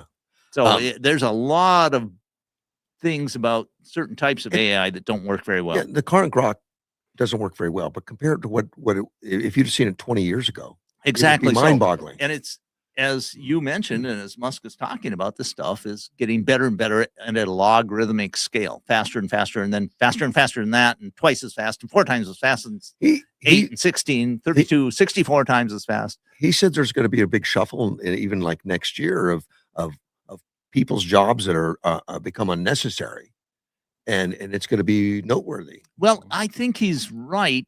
I think he overestimates humans' ability to adapt, and I think the human ability to adapt is what's slowing this exponential rise, because we can only adapt so fast. We're not like the machines. Our brain doesn't get twice as fast. It stays pretty much the same. So that will slow things down somewhat. How much, I don't know. I mean, computing is one of the few places where it can be almost entirely machine driven.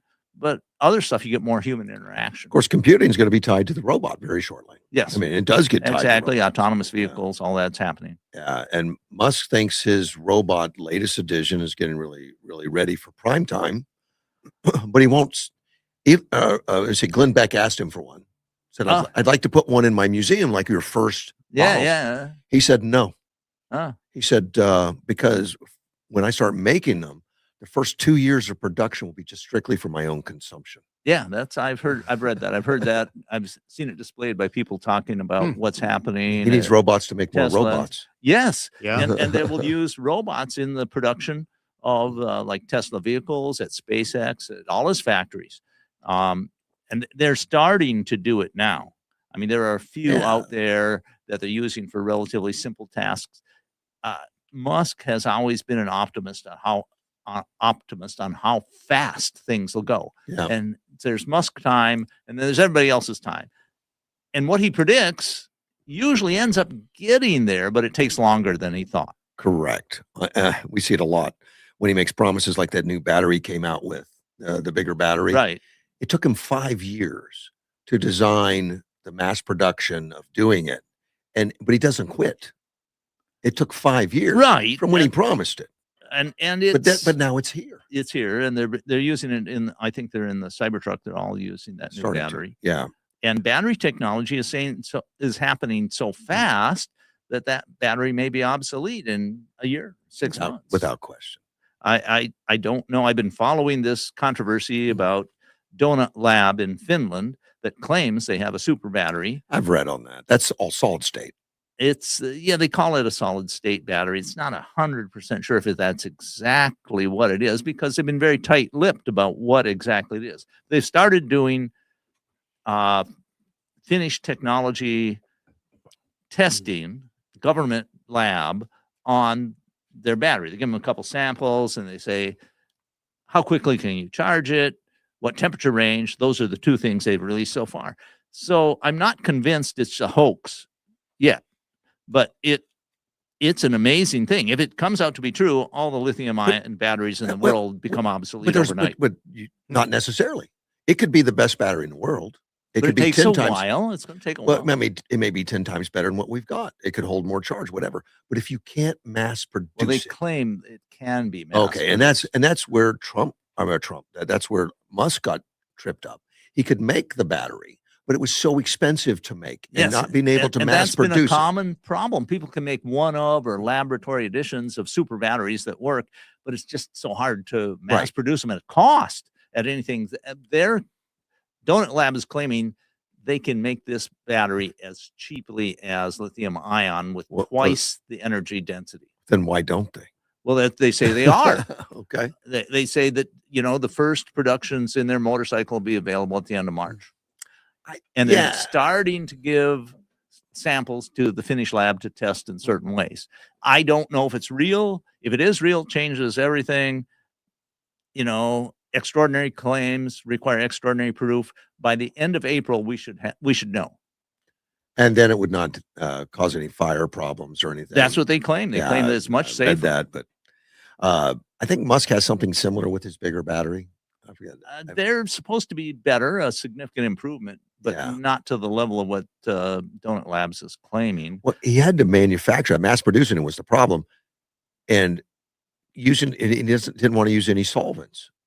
Yeah, right. So he had a dry process. They finally perfected that just recently. It just took them 5 years. Yeah. It's only 5 years. It's not worth it. I mean, so there are constraints on how fast you can go. I'm with surprised how physical much you processes. read, Dean. Well, 10 hours a day. Maybe more some days. Yeah, I think so. But But that's that's not not about even- that. But there's some really good articles on that right now. Oh, yeah. There's one put out by let's see here, Insider VS, which is putting out the data that the Finnish labs boiled the battery, so heated it up to 212 degrees Fahrenheit. Yeah, boiling- 100 C. and said it roughly doubles the maximum operating temperature of conventional lithium-ion batteries. Yeah. And this is supposed to be not a lithium battery. Right. Right. We don't know what it's in there. They haven't told us. And lithium got so high. I mean, it's in such demand. The prices. Yeah. So imagine, it'll take a while because transitions take a while.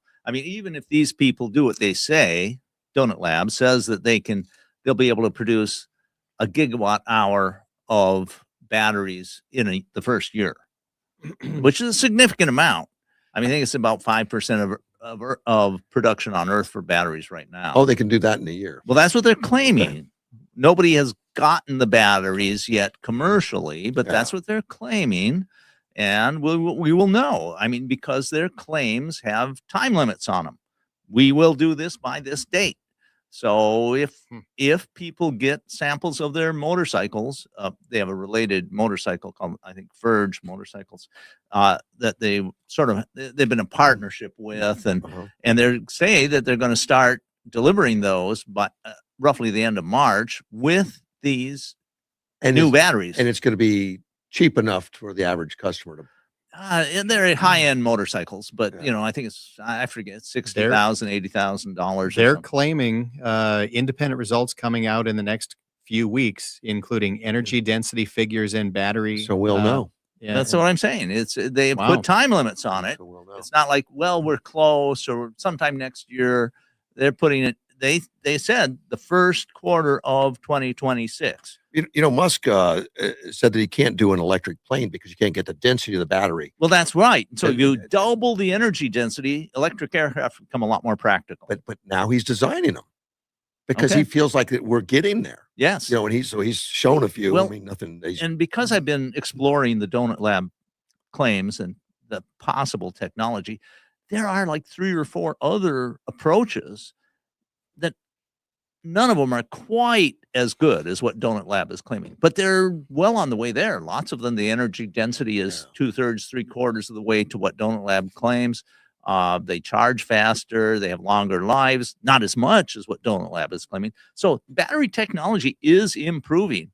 And if Donut Lab doesn't pan out this year, we'll probably get to where they are within a decade. But we're minimum. spoiled, Dean. We're used to seeing extremely successful stuff very fast, mind-boggling. We are. We're seeing it all the used to. time, and it's accelerating. So what's taking the battery so long? Yeah. Well, it's a difficult problem. Yeah, it is. And they design new materials, new Absolutely. alloys. And there's been speculation that that's what's happening with the Donut Lab battery, that it's a combination of materials at the nanoscale that produce some sort of meld of chemistry and supercapacitor. So it's not impossible. None of this is physically impossible. I've looked at what is possible. It's all possible. It's just that the people are saying, well, we've been trying to do this for a decade and we haven't been able to do it. It's impossible. Yeah. Well, a good scientist will almost never use the word impossible for something like that. They'll say, it's not very likely. We don't know how to do it. But engineering usually finds a way eventually. Yeah, because computer chips are impossible. Yet, Yeah, yet well, here we are. it's magical. I mean, look at what Yeah. if you were back in 1960 and looked at a phone today, it'd be magic. Yeah, and they keep improving. Yes, I know you've seen specials and things on computer chips. To look at the circuitry, you need to go down to see the molecules. yes, There's we're that a lot of the we're circuitries we're are, well, getting it's 5 molecule spacing or we're something. essentially getting down to nanometer level. I still don't know how circuitry. they design. I mean, I don't know how they manufacture Well, something they just keep that's figuring out ways. And there was a book that came out, oh, I don't know, 15 years ago now, called Nanotechnology, about Yeah. what the ability to precisely manufacture things at the atomic level would mean. And it's kind of scary stuff. it is scary. And but I think it's happening. We're getting there. We're getting closer and closer, incrementally more and more. And that's what led to the idea of the singularity. And you know, I don't know. Musk is optimistic. He says Always. there's a small potential possibility of the Terminator situation happening. But it's small. He thinks It's worth the I risk. think we need to guard against it, but I think we can get past it. And he's right when he says we can't stop it. Yeah. We can't stop it because if we don't do it, the Chinese will do it. Chinese don't do it, North Korea will do it. North Korea doesn't do it, probably the Russians. I'm more worried about China. They're the ones putting the money into it. They are doing more, at least as much as we are, maybe more. They had a budget of 140 billion for the next 10 years on AI. Yeah. So you cannot. We don't have the ability to stop it in any practical way. There's too many advantages to it, and that's why Musk has gone all in. He says, "I can't stop it. I have to get into it so that I can have some control that we can try and prevent it from being the Terminator." Yeah, I want to tap into your scientific mind for a minute. Have you been to Yellowstone Yes. and you've seen Old Faithful? Yeah, I think I did. guys It's are- a long time ago. You guys are and all that. Might have been during winter too. And basically that is run by just the heat of the earth, MAGA, and it's on Well, yeah. whatever. Yeah. It's geothermal stuff. You go down going far on. enough, it starts getting hotter on a regular basis. Yeah. Yeah, and then I'm sure you've heard at times there's a suggestion that there might be a super volcano, Oh yeah. which I erupts think- every 6,000 years or something. yeah, something like that, and Yeah. it's potentially due, and it could probably destroy our civilization. Well, well, it said it would. When one of the specials I saw on it said, if it erupted in Yellowstone, like history, Right. super volcano, it would affect the entire West Coast all the way down through Arizona. I thought, well, we only have to go into Mexico then. Yeah. Well, I I think think I it depends on what the weather systems are at the time. Yeah. And it also depends on, because anytime you put that much heat and material into the atmosphere, It's it global. has its self-evolving system. I mean, because it's changing so much in the atmosphere that just because the system's there doesn't mean it's going to stay the same when you put that much heat in. And so if that happens, I think we would, most people in North America, well, let's say the continental US anyway, would probably die. Yeah. Most. I'm saying 90+%. If it explodes the way that that it's been recorded, I mean, Yes, if you go but back- that's not even the rest of the world. You destroy most of the United States population. The rest of the world suffers enormously as well. And probably maybe half the world would die off, or maybe 3/4 of human population. And the scientists are always watching and looking the magma that's under the surface. I Right. guess they look at how it moves and tries to scare us once in a while that, Yeah. you know, it's looking tough. Well- I read a story just the other day about a acidic geyser that erupted for the first time since 2020. And I didn't know what an acidic geyser was, but it's Iconus geyser. It's in the back basin of the Norris Geyser Basin, wherever that is in Yellowstone or Yes. whatever's out there. And it erupted on February 7th, and then the 9th, the 12th, the 15th, and then again on the 16th. And it started occurring every 2 to 5 hours after that. And this thing hadn't erupted for many years. And sometimes they tie these into things are changing, Well, of you know, course. and be careful. So I mean, this acidic gases and everything are being released, and these things will go 20, 30 foot in the air. and they're rare geysers. They're rare because the acidicness actually ruins the pressure system because it dissolves the rock that's creating the pressure, Ah, the pathways okay. and all that. But this one's a little less acidic, so it's not sufficient enough to eat away the rock, and that's according to the U.S. Geological Survey. But it says it's got it's vivid to go there. Red bordered of iron, which I've been there and seen some of the guys. I remember seeing a lot of the red aluminum. Arsenic surrounds the pool. Sounds not healthy. No, and there are people that do foolish things and end up I end up dying. going. I remember going to Yellowstone when the kids were little, and my son started walking around, and he was on an area that he was walking. It was not roped off, nothing. And somebody says, "Get him out of there." Apparently, it was the crust, Yeah. and that would have been superheated Yeah, water. if you fall into it, you're dead. Yeah, It so may take a little while, but you're dead. yeah, that wouldn't be pretty. I'd have to send my wife in to get him and all that stuff. Would not, no, that would not be pretty. It wasn't roped off. Wow. And I don't know how thick or how thin it was or dangerous, but he shouldn't have done it. We shouldn't have been there. Right. But we had no clue. But those things hit as high as 75 feet. And Old Faithful does. And Old Faithful's on a regular, obviously faithful schedule. Yeah, right. And it's not acidic, it's water and all that. Right. But they keep saying that Yellowstone's changing. It's Well, it has been, but it's been doing it for the entire time Yeah, we've been aware of it. So about 200 years. they say that we're due for Well, another major eruption based on the what? problem is the timing on this stuff is hard to measure. Yeah. I mean, if we're talking a 6,000 year cycle, I don't remember if that's correct, but I don't know trying exactly. to hit 100 years out of that, it's very hard. So we're more precise on having super floods in California, that put a lot of the Central Valleys 10 foot underwater. And those happen every couple hundred years. We had one in history back about 1840s or something like maybe Really? 1850s. And we're, so it's about due. California could use a good rinsing. Well, I mean, and it could happen. I mean, they did core sediment samples and looked, and they're there. You can see. Oh yeah, here this one happened. Oh yeah, that one happened. On up, and so there's potential for serious natural catastrophes, and there's quite a few of them that can happen. And it's not just a super volcano. There's the fault in the center of the U.S. near the Mississippi River. That had a huge earthquake, I think about 1830 or so, and that's potentially due, and we're due for this super flooding in California, and there's just a lot of potential natural disasters, and it's one of the reasons I really like Musk's idea of getting some population off planet. Really? Just get them going. Well, and we see it a lot of it in history. We look back at Pompeii and other things. Oh yeah, that if we had something like that, it's bound to happen again at some point. Right. It is. We are going to have disasters. The question, do we have one that is so bad that it destroys our civilization? It takes us a couple hundred years to build back. Or controls, it destroyed Pompeii. Right.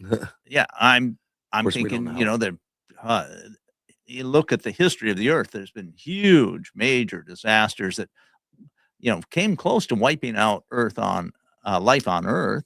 I mean, the asteroid or comet or whatever it was that hit and basically wiped out the dinosaurs has been pretty well documented now. Yeah. And there have been others before that. We had one period of time where ice covered the Earth all but for a narrow band around the equator. They call that climate change now. Yeah, well, and the climate's always changing, Right, so of climate course. change doesn't necessarily mean a lot.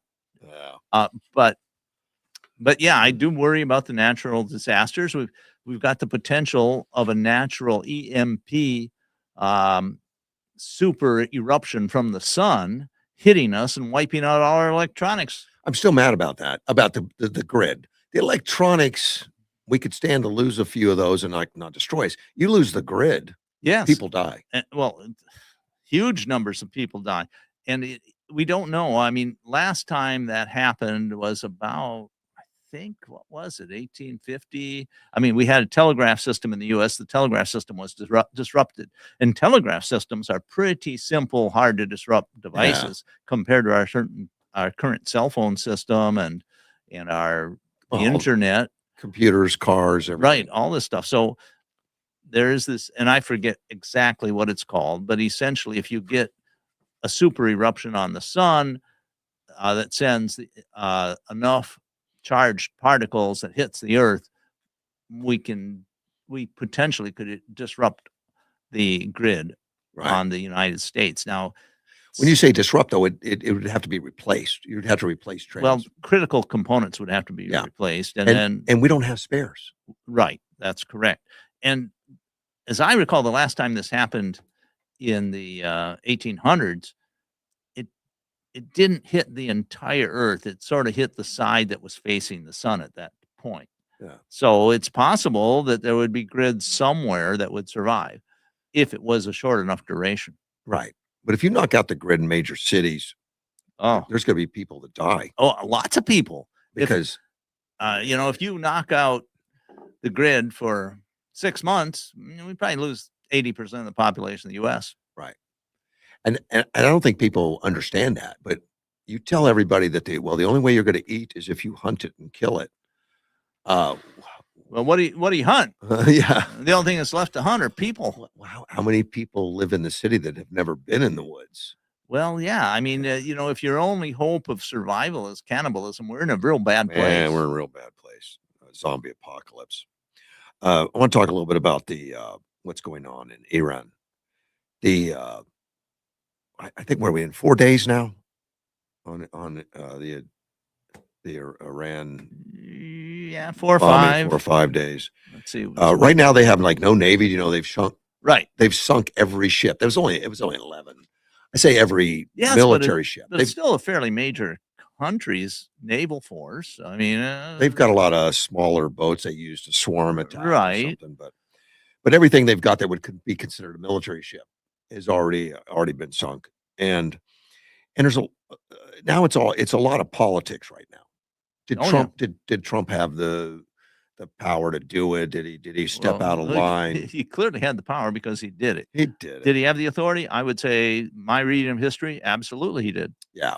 But of course, opposition wants to raise doubt and push a political directive that he did not.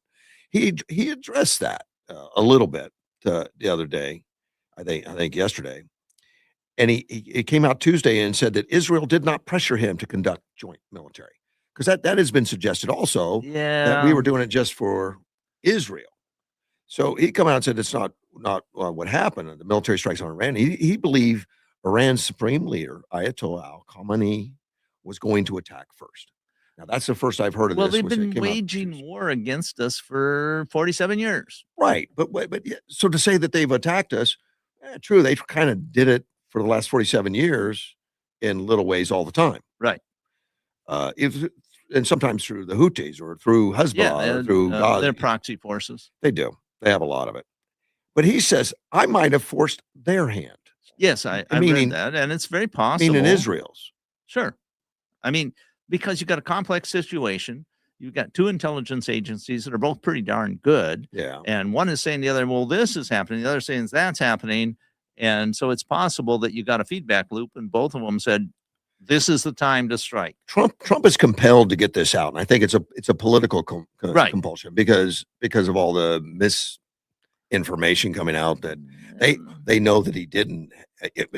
They were not in the meetings a lot. I mean, the people that are making accusations on what happened Exactly. don't really know. Well, a lot of it is just Trump is bad. We got to find a way to pin bad things on it. And you got to keep that in mind when you start reading the stories. Exactly. And you've been a big advocate of we don't know what's true. Yes. I know. Well, that's your training and your understanding of things.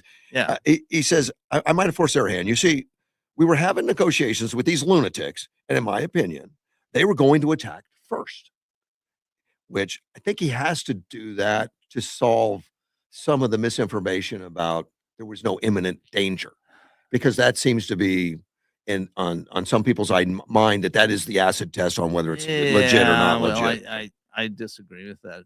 I mean, how do you define it? Who defines it? All that stuff. Well, it's defined by politics, and that's just wrong, because the same people that were praising other presidents for attacking like Right. Libya, like you go back into Obama attacking Libya, were praising him for that. Yes. Say that Trump is out of line because there was no imminent danger. Well, we were never in imminent danger from Libya. Exactly. In fact, the actions put us in much greater danger over time. They did. And, that hindsight's good. We can Yeah, look right. at that and say, look at that.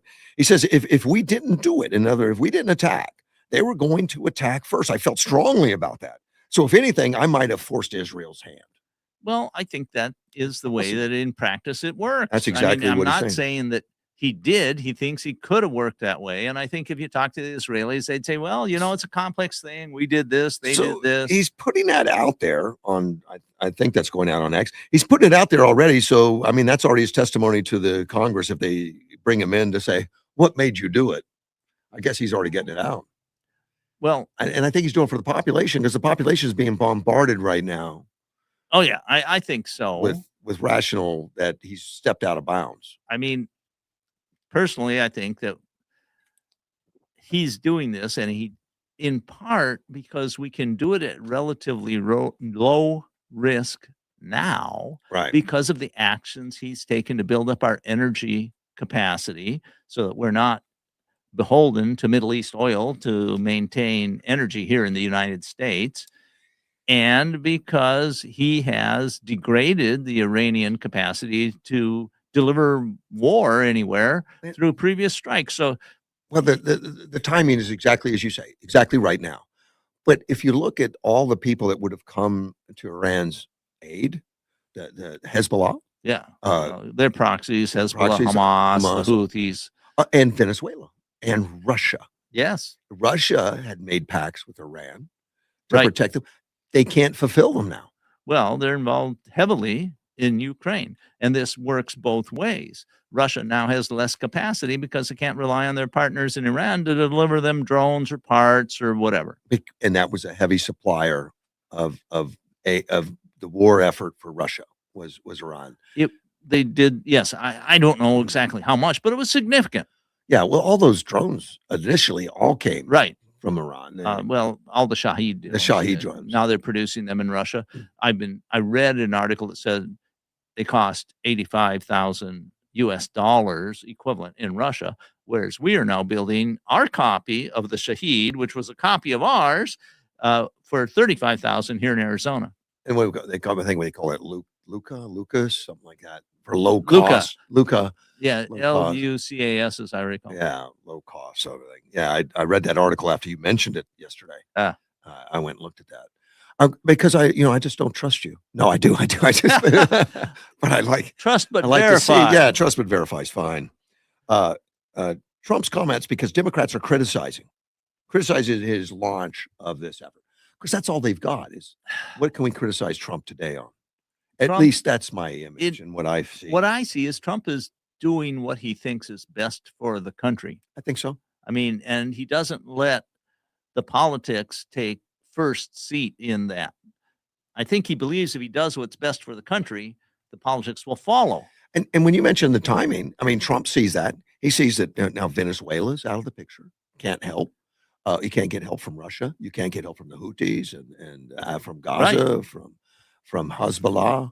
I can't think of a better time, except maybe if you'd been Carter and if you could have somehow kept the Shah in power, which is very difficult at the time. Right. And Israel had already knocked out a lot of their anti-aircraft, a lot of their radar, and we just finished it within the last 4 days. I guess we have complete control over superiority. Now. Yeah, I understand that, and that's a huge thing because if you have air superiority, you can do a lot of other stuff with relative safety. Yeah, you can send in the planes that aren't stealth now.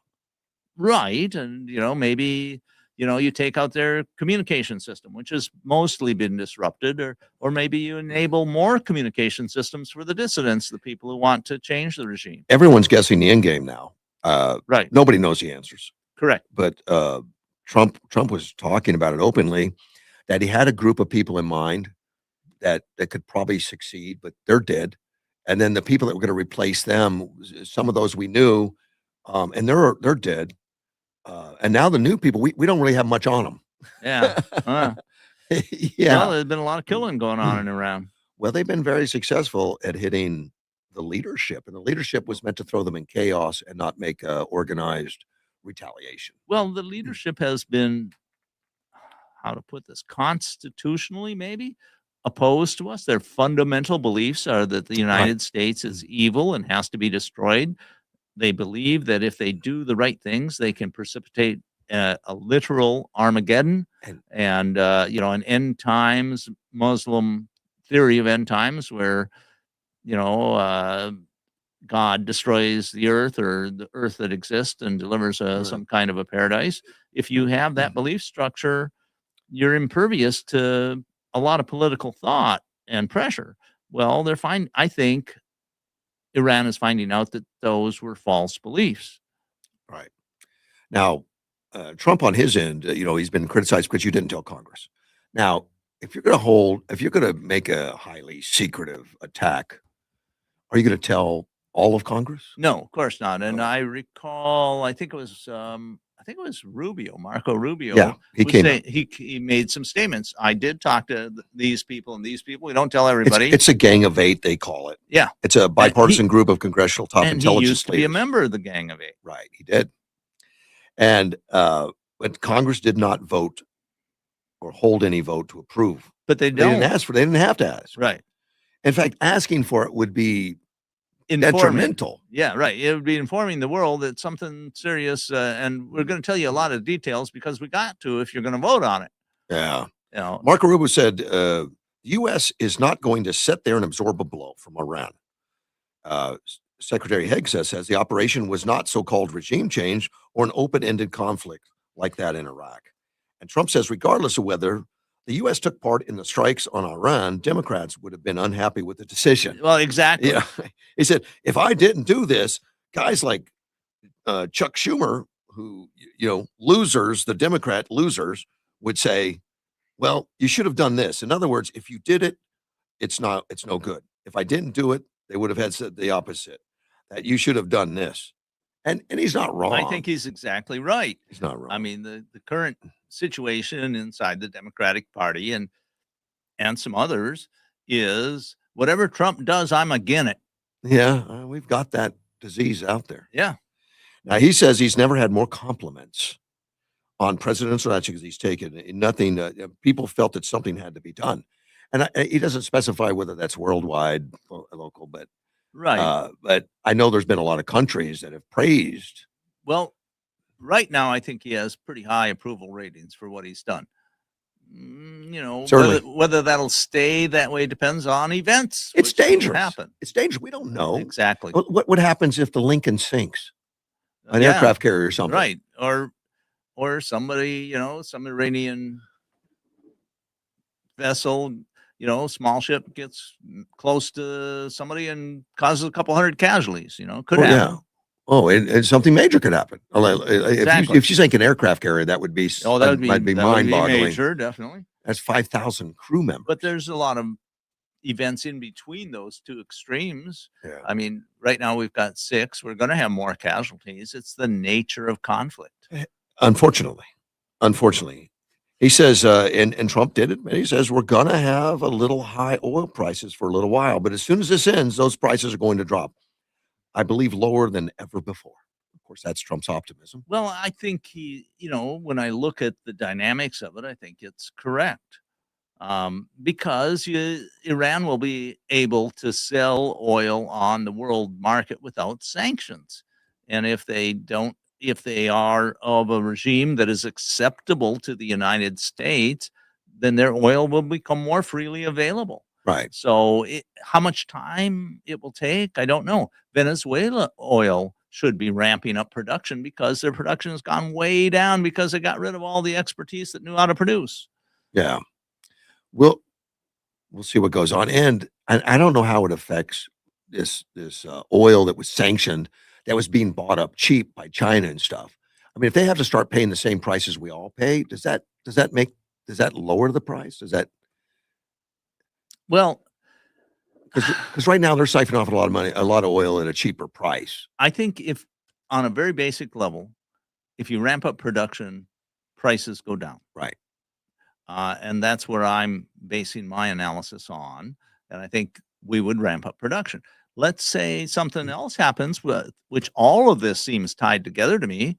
Let's say does. they get a ceasefire in Ukraine. Well, then the sanctions come off Russian oil, and more Russian oil becomes on the Yeah, market. and I was just going to mention that Russia, from what I hear, open to talks again, but of course that's nothing to trust.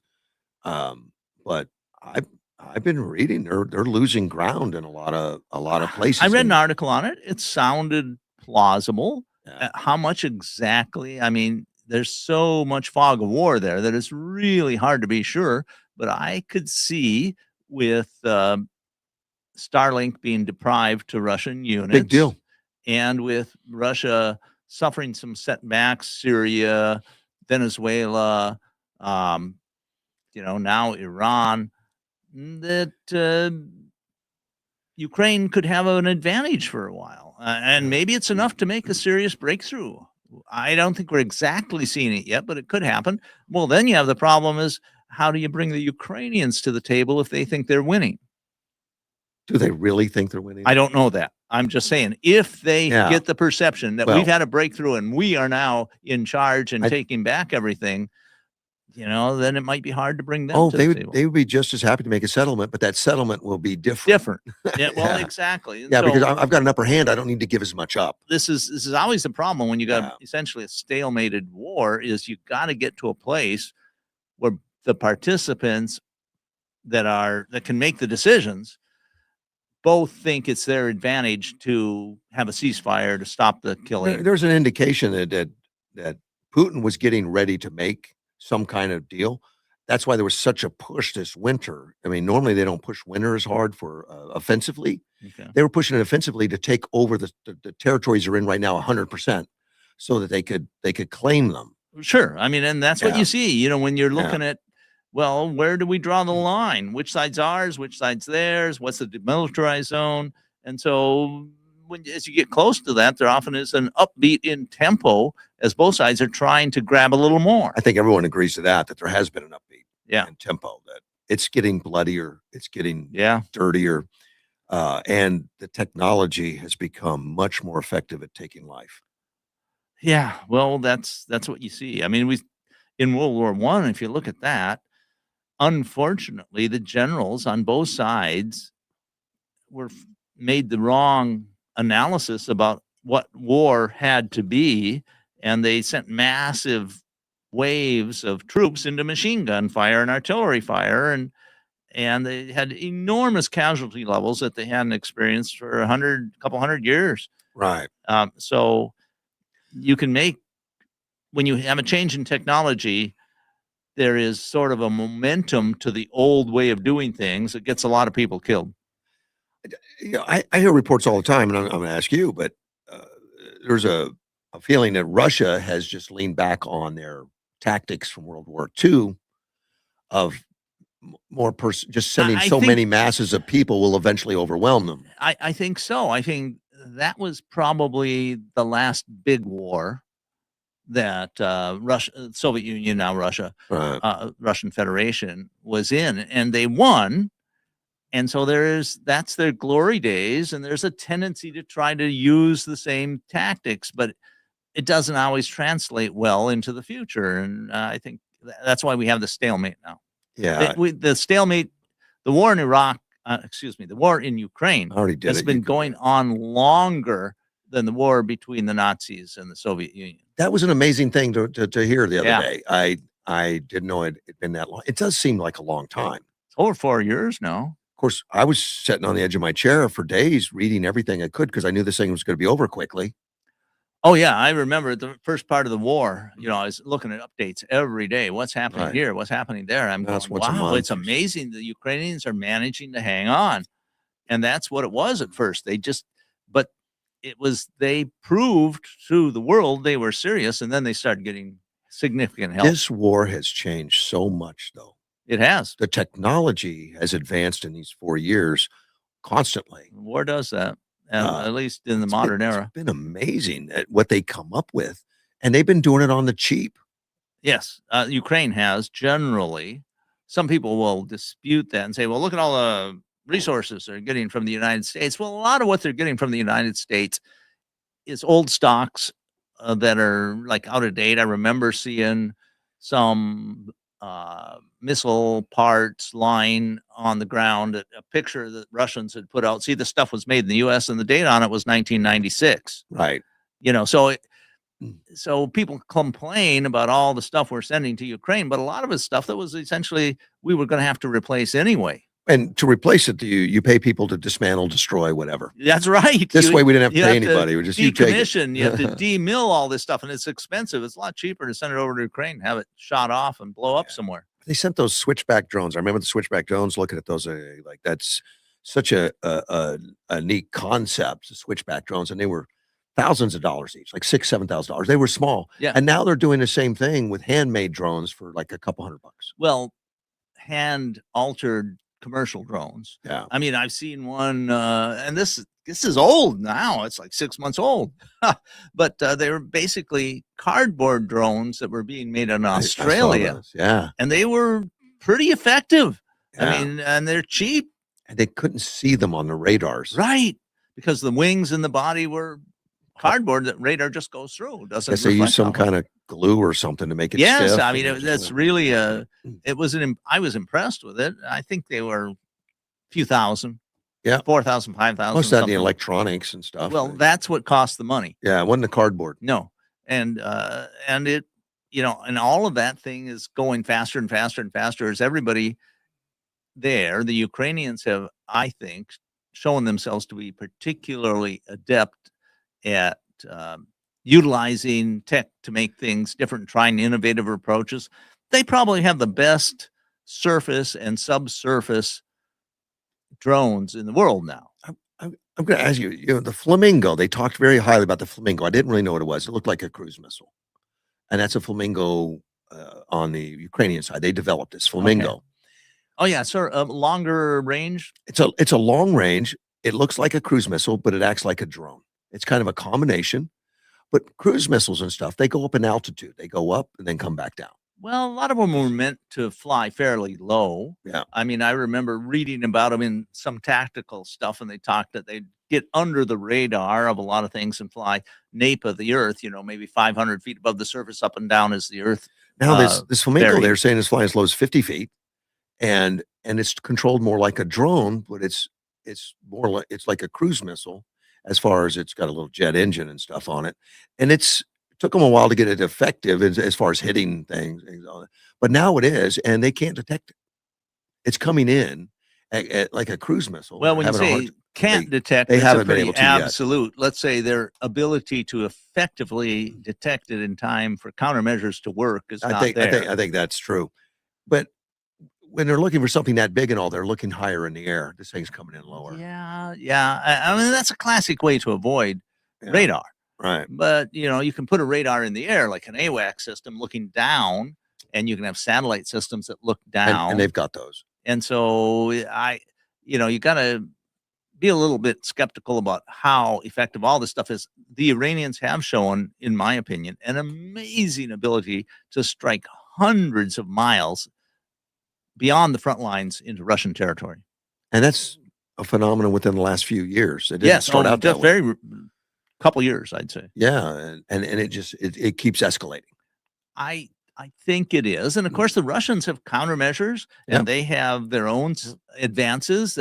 They've shown a fair amount of resiliency. It appears to me their bureaucracy has more lag in it than the Ukrainian does. I get the impression the innovation is quicker on the Ukrainian side. On the Ukrainian side, I would say the same thing. And that doesn't necessarily mean they're winning. It means they're able to hold their own, and it's kind of back and forth. Their country's still a fraction of size. Their population is much less. It is, but then on the other hand, they have highly trained. That's not exactly the right word. Educated. They're a highly educated society in Ukraine. It was one of the technological centers of the former Soviet Union. And so you may have a lot more people out in the old stands and out towards Siberia and stuff, but probably not at the same caliber of education as in Ukraine. It's expected to go to the university. But they were still third world country. Yeah, I guess. I mean, I thought they're on the edge of what I'd call second world status. I was surprised when I went there because I kept getting told as a third world country I had to take all these inoculations, Uh, and the poverty rate was equivalent to like some of the cities in Mexico area and everything. yeah. And I've been to Mexico many times, and I've seen, just a lot of filth, a lot of Right. it just looks terrible. Get to Ukraine, it was the cleanest city I've been in. Sure. I couldn't believe the attitude of everyone, sweeping, picking up, doing things. And I thought, I thought this was like a third world country. I was expecting dirt roads and a donkey. Well, and there are donkeys in Ukraine and there are Yeah. dirt roads, but it appears to me a country going forward and not backward, Yeah. and at a significant pace. Hopefully. And the biggest problem in Ukraine, and I'd say in Russia as well, is the corruption. And Ukraine had a deserved reputation of being a lot of corruption, hard to get Yeah. anything done unless you Well, paid off the it right was- people. It was part of the Soviet bloc. It had the This- same and type. the same is in Russia. Russia's a lot of their problems come from corruption. A military officer inside of a supply depot where the money, instead of going to maintain vehicles, goes into somebody's pocket. That sort of thing has hurt Russia a lot. And there's been similar things that I've heard about in Ukraine. And so both of them are have to fight the corruption in order to have an effective military. And in my opinion, Ukraine has probably got a bit of an edge there. I think so, but again, we only know what we read and see. And Well, it's right. And as I've repeatedly said, both sides are fighting significant information war and putting out the stuff that they think is advantageous to them and suppressing stuff that is not. Are you a football fan? Not much. I used to be follow a the lot. Packers a bit more, but not much for Well, a couple decades. I just got a story on the Cardinals, and I'll mention it because that's an Arizona team. Just so you Yeah, know. okay. Yeah, I think I figured you knew that. And I don't know much about the Cardinals. I really didn't. I didn't know who the quarterback was, but it was Kyler Murray. Kyler Murray. He was drafted in 2019 as the quarterback who's going to lead him into the future. His record so far is 38, 48, and 1. Not really spectacular. Well, the team's moving on. They cut him loose. They released him, and that's usually a big deal for anyone. I didn't realize how much money he made, but he puts out there. He says, I am no stranger to adversity. I'm prepared for whatever's next. I trust in God and my work ethic. I truly believe my best ball is in front of me, and I look forward to proving it. Godspeed.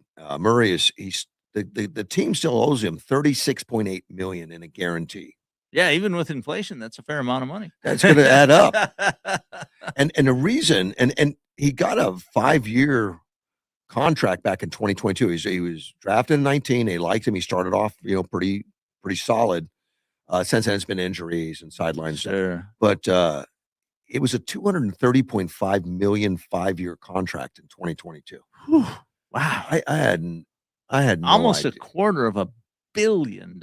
Yeah, to play football. Yeah, for 5 years. Yes. Yeah. I mean, he sounds like he may have his head on straight. Hopefully he invested a lot of that and now has an income of 10-20 million a year. By them cutting him loose right now, they saved $19.5 million that they would have had to pay if he'd snapped one ball in the next year. Yeah. It would have or this coming season. So they did it to save the 19.5. So now they got to replace him. And of course, they've got a backup that's been replacing him because he only played 5 games this last year. Like they paid 5 because of foot injuries and other things. Sure. So they had a Jacob Bissett that was playing as a backup, and he's going to end up, they think, being the lead of all that. And they've got football teams work on a cap of money they can spend. That's how they keep fairness out there. They say, look, you can't spend more than $1 billion, whatever they spend for salaries. And that way, if every team keeps to that limit, you just can't just buy all the talent up and drive the price up. And then they have the drafts and so on. The idea is to keep everybody more or less competitive. Right. Well, Arizona's is supposed to get the third overall draft pick next month. It's coming up. Okay.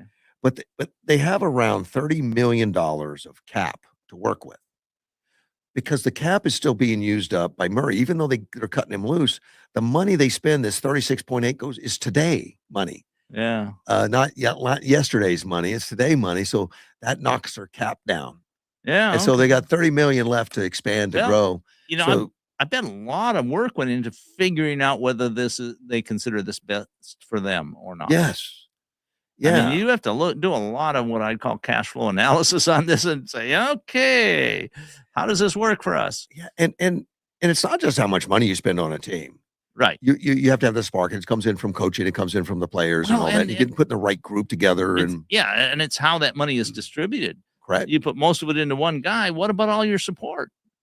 Exactly. And that's the game. That's the game right there. And Right. and there's been quarterbacks that have taken later in their career, taking cuts in pay to stay on the team to take them to Super Bowl and stuff like that. That's noteworthy. And of course, by the time they get well known, they make a lot of money without any checks from the NFL. Oh, sure. Right. Oh, Exactly. I All don't the need, endorsements, everything of else. course, nobody wants to give anything up. You don't want to do that.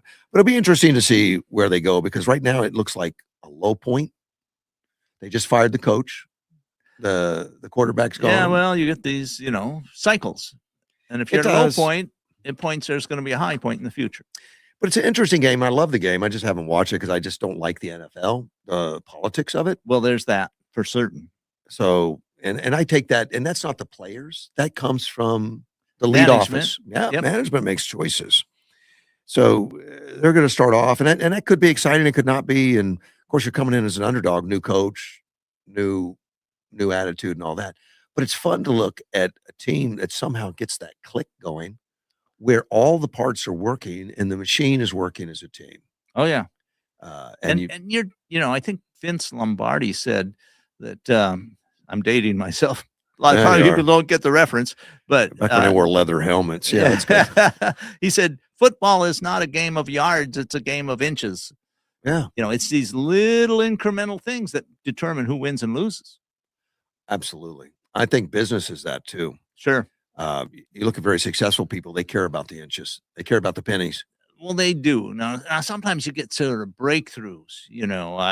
I would say that Musk is doing that kind of stuff. He looks at the whole thing and says, we can do better and we'll start all over. And it becomes a breakthrough. Time and time again. It's been amazing to. Yeah. It's amazing. He's done it with like 3, 4, 5 things now. It's just amazing. But he does the opposite of the industry. In the industry. Yeah, because he's not constrained by the bureaucracy. He's not. But in the industry, if you come out with a hit car, a car that's going to sell 500,000, 800,000 a year, and that car is just knocking them dead. Everybody wants one. You're going to run that line until it peters out to 200, 300 cars and no changes other than a cosmetic thing or something like that. Now, Trump has done the exact opposite. Like, You mean Musk? Musk? I'm sorry. Musk has done the opposite. Like, take the Model 3. Model 3 comes out, it looks like a Tesla. They're pretty standard look. Right. Doesn't change much On the outside. on the outside. And it's a hit. So the next year it's totally different. The next year it's totally different. No, with Musk, you're saying it's not totally different. No, on it the is with outside. Musk on the outside. On the inside, it's different. Yeah. He's and And they I- just keep improving. And and- because it's really more of a software company than a Right. car company. well in hardware too, because yes, that's true. There's an engineering series that I was watching where they were taking these cars apart. And they were amazed. Like, I took a Model 3 apart 2 years ago, and this is totally different. Right. This is not the same car. They've took away these because they didn't need them. There's less bolts. There's one less bolt here. Yeah, I mean, it was about inches. and was- all of that adds up to better value. yeah. And so you take a hot car selling like crazy and say, let's change it. That's amazing to me. Yes, and they've just discontinued 2. I think the Model S and the Model X. I think they're not. Yeah, and the X is held on for a long time. They don't talk about it, but it's always been there. That's the gull wing doors, rear doors. Right, and they're not going to be producing them in the future. I think this is last year. those were last year. high end luxury. Right. And so, the problem is that they're improving so fast and so rapidly that they may be a luxury car, but they'll be behind the times, 5 years from now. Of course. And now they're producing cars cheaper at Tesla. Right. So how do you keep selling $100,000 X or $130,000 Plaid? Now, they're not going to get rid of the Plaid, are they? And that Plaid's a Model X. I've been watching Model S. the Tesla because I'm interested, and they just had a special on the Cybertruck. They were selling Cybertrucks at $69,000, and they'd been selling like 20,000 more than that. They just had a special on them. The used Cybertrucks were going for that, Okay. and they put the new ones at the same price for a while.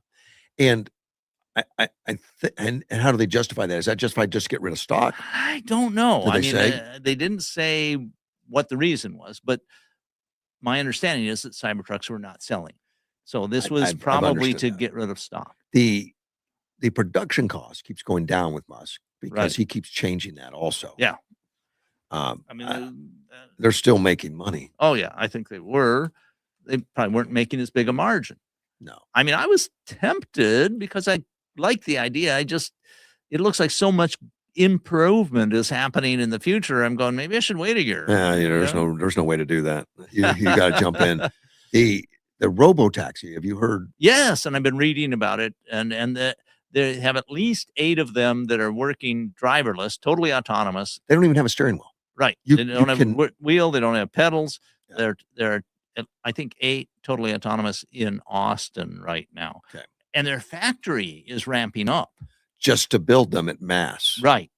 And that's going to be the newer battery, the one that they just completed. That's going to be Yeah. innovative, That'll be in cheaper, there. and higher density. Yes. And, they can build them cheaper because it doesn't have a lot of stuff inside that Right. if you take out the inside steering wheel and the pedals, that's a cheaper car.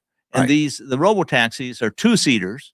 Yeah, I was surprised so about th- that. So they're small and there's less to them. And I heard a price that they might sell them for around 30,000. 29 is what I heard. Okay, well, So that's pretty 30,000. Yeah. And they're talking about selling some of them to people to use as part of their fleet part of the time. That I didn't hear. I got the impression that they were going to continue to own them, but I don't know. Well, this was one of the things that was stated in one of the Yeah. sites that concentrate on following Tesla and figuring out what's going on. And they said that Musk had made a statement to this effect, that they would sell some of them. How many exactly, I don't know. I don't know how many states or cities that would even be legal. It's that the regulatory friction on this is one of the things they were discussing. How soon do we get this? And there was speculation. Could we get this through the Congress right now? So go national and bypass the states. Could Trump do an executive order? How many states are there right now? There's like 10 cities that they're looking pretty close at. I remember Austin, Dallas, Phoenix, I think San Francisco, and the others, Las Vegas. That's not 10, but it's some I remember off the top of my head. The cost is so phenomenally low if the numbers Yes. are correct. And it's like 20 cents a mile. And the how can I put this? The way that the Tesla system works is radically different than the way Waymo works. Totally different. machine. Completely different system. And Waymo has to spend quite a bit of money to operate in a particular city because they very precisely map everything and they Right. use radars and lidars and stuff like that. Tesla doesn't. They use cameras, and the cameras are there to mimic the way a human Correct. perceives the roadway. So Tesla is training its AI to drive. Just like a human would drive. Right. Exactly. Like, and, you know and how to Waymo drive? is not. Yeah, you could go to any city and drive. Well, you could. I well, not could. only that, but it's a big fleet that's learning all at once. Once a particular incident happens with one, They all share. everybody in the fleet, all the cars learn that lesson. But my understanding is if they come to your city, they're going to charge rates so low that you would not. There's a balance there because they have competition from Uber and taxi cabs and Right. stuff like Uber that. has a driver.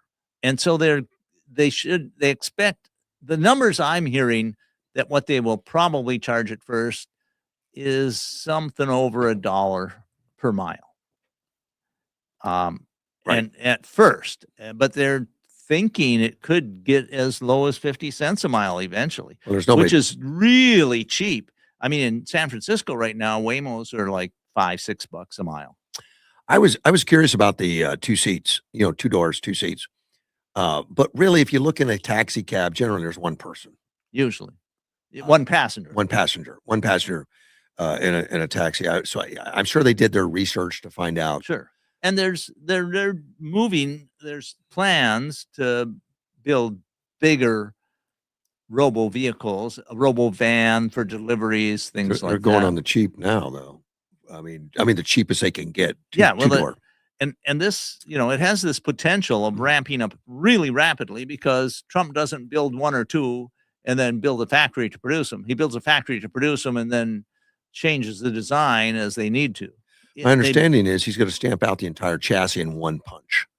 Yes, and they have this thing called, let's see what's the phrase? Mega Box. press. Yeah, the box process versus an assembly line process, where they have like 4 or 5 processes building various parts of the car. Right. They all come together at one point, and so any one line having a problem doesn't stop all the production. Right. It's amazing, but he's modeled that after like little toy Hot Wheel cars that have a chassis that's one punch. He said, "Why can't we do that for real cars?" And that was his goal, and that's where the Mega Press started coming in, where they were doing the front ends in one punch for the Model 3s, and then the rear end in one punch for the Model Well, if 3s. you've had unitary chassis, sort of, the VW essentially has a unitary chassis punched out of metal. Yeah, but then the front end is different. And Yeah, exactly. I mean, it's not exactly all the same, and Trump has improved that quite a bit. Well, apparently the front end would be anywhere from 60 to 80 different parts for the front end that is welded or bolted together. Yeah. He does it in one punch. I remember hearing something about the robo-taxis, that they're basically 5 big assemblies that come together at the end. That's amazing. That's nothing.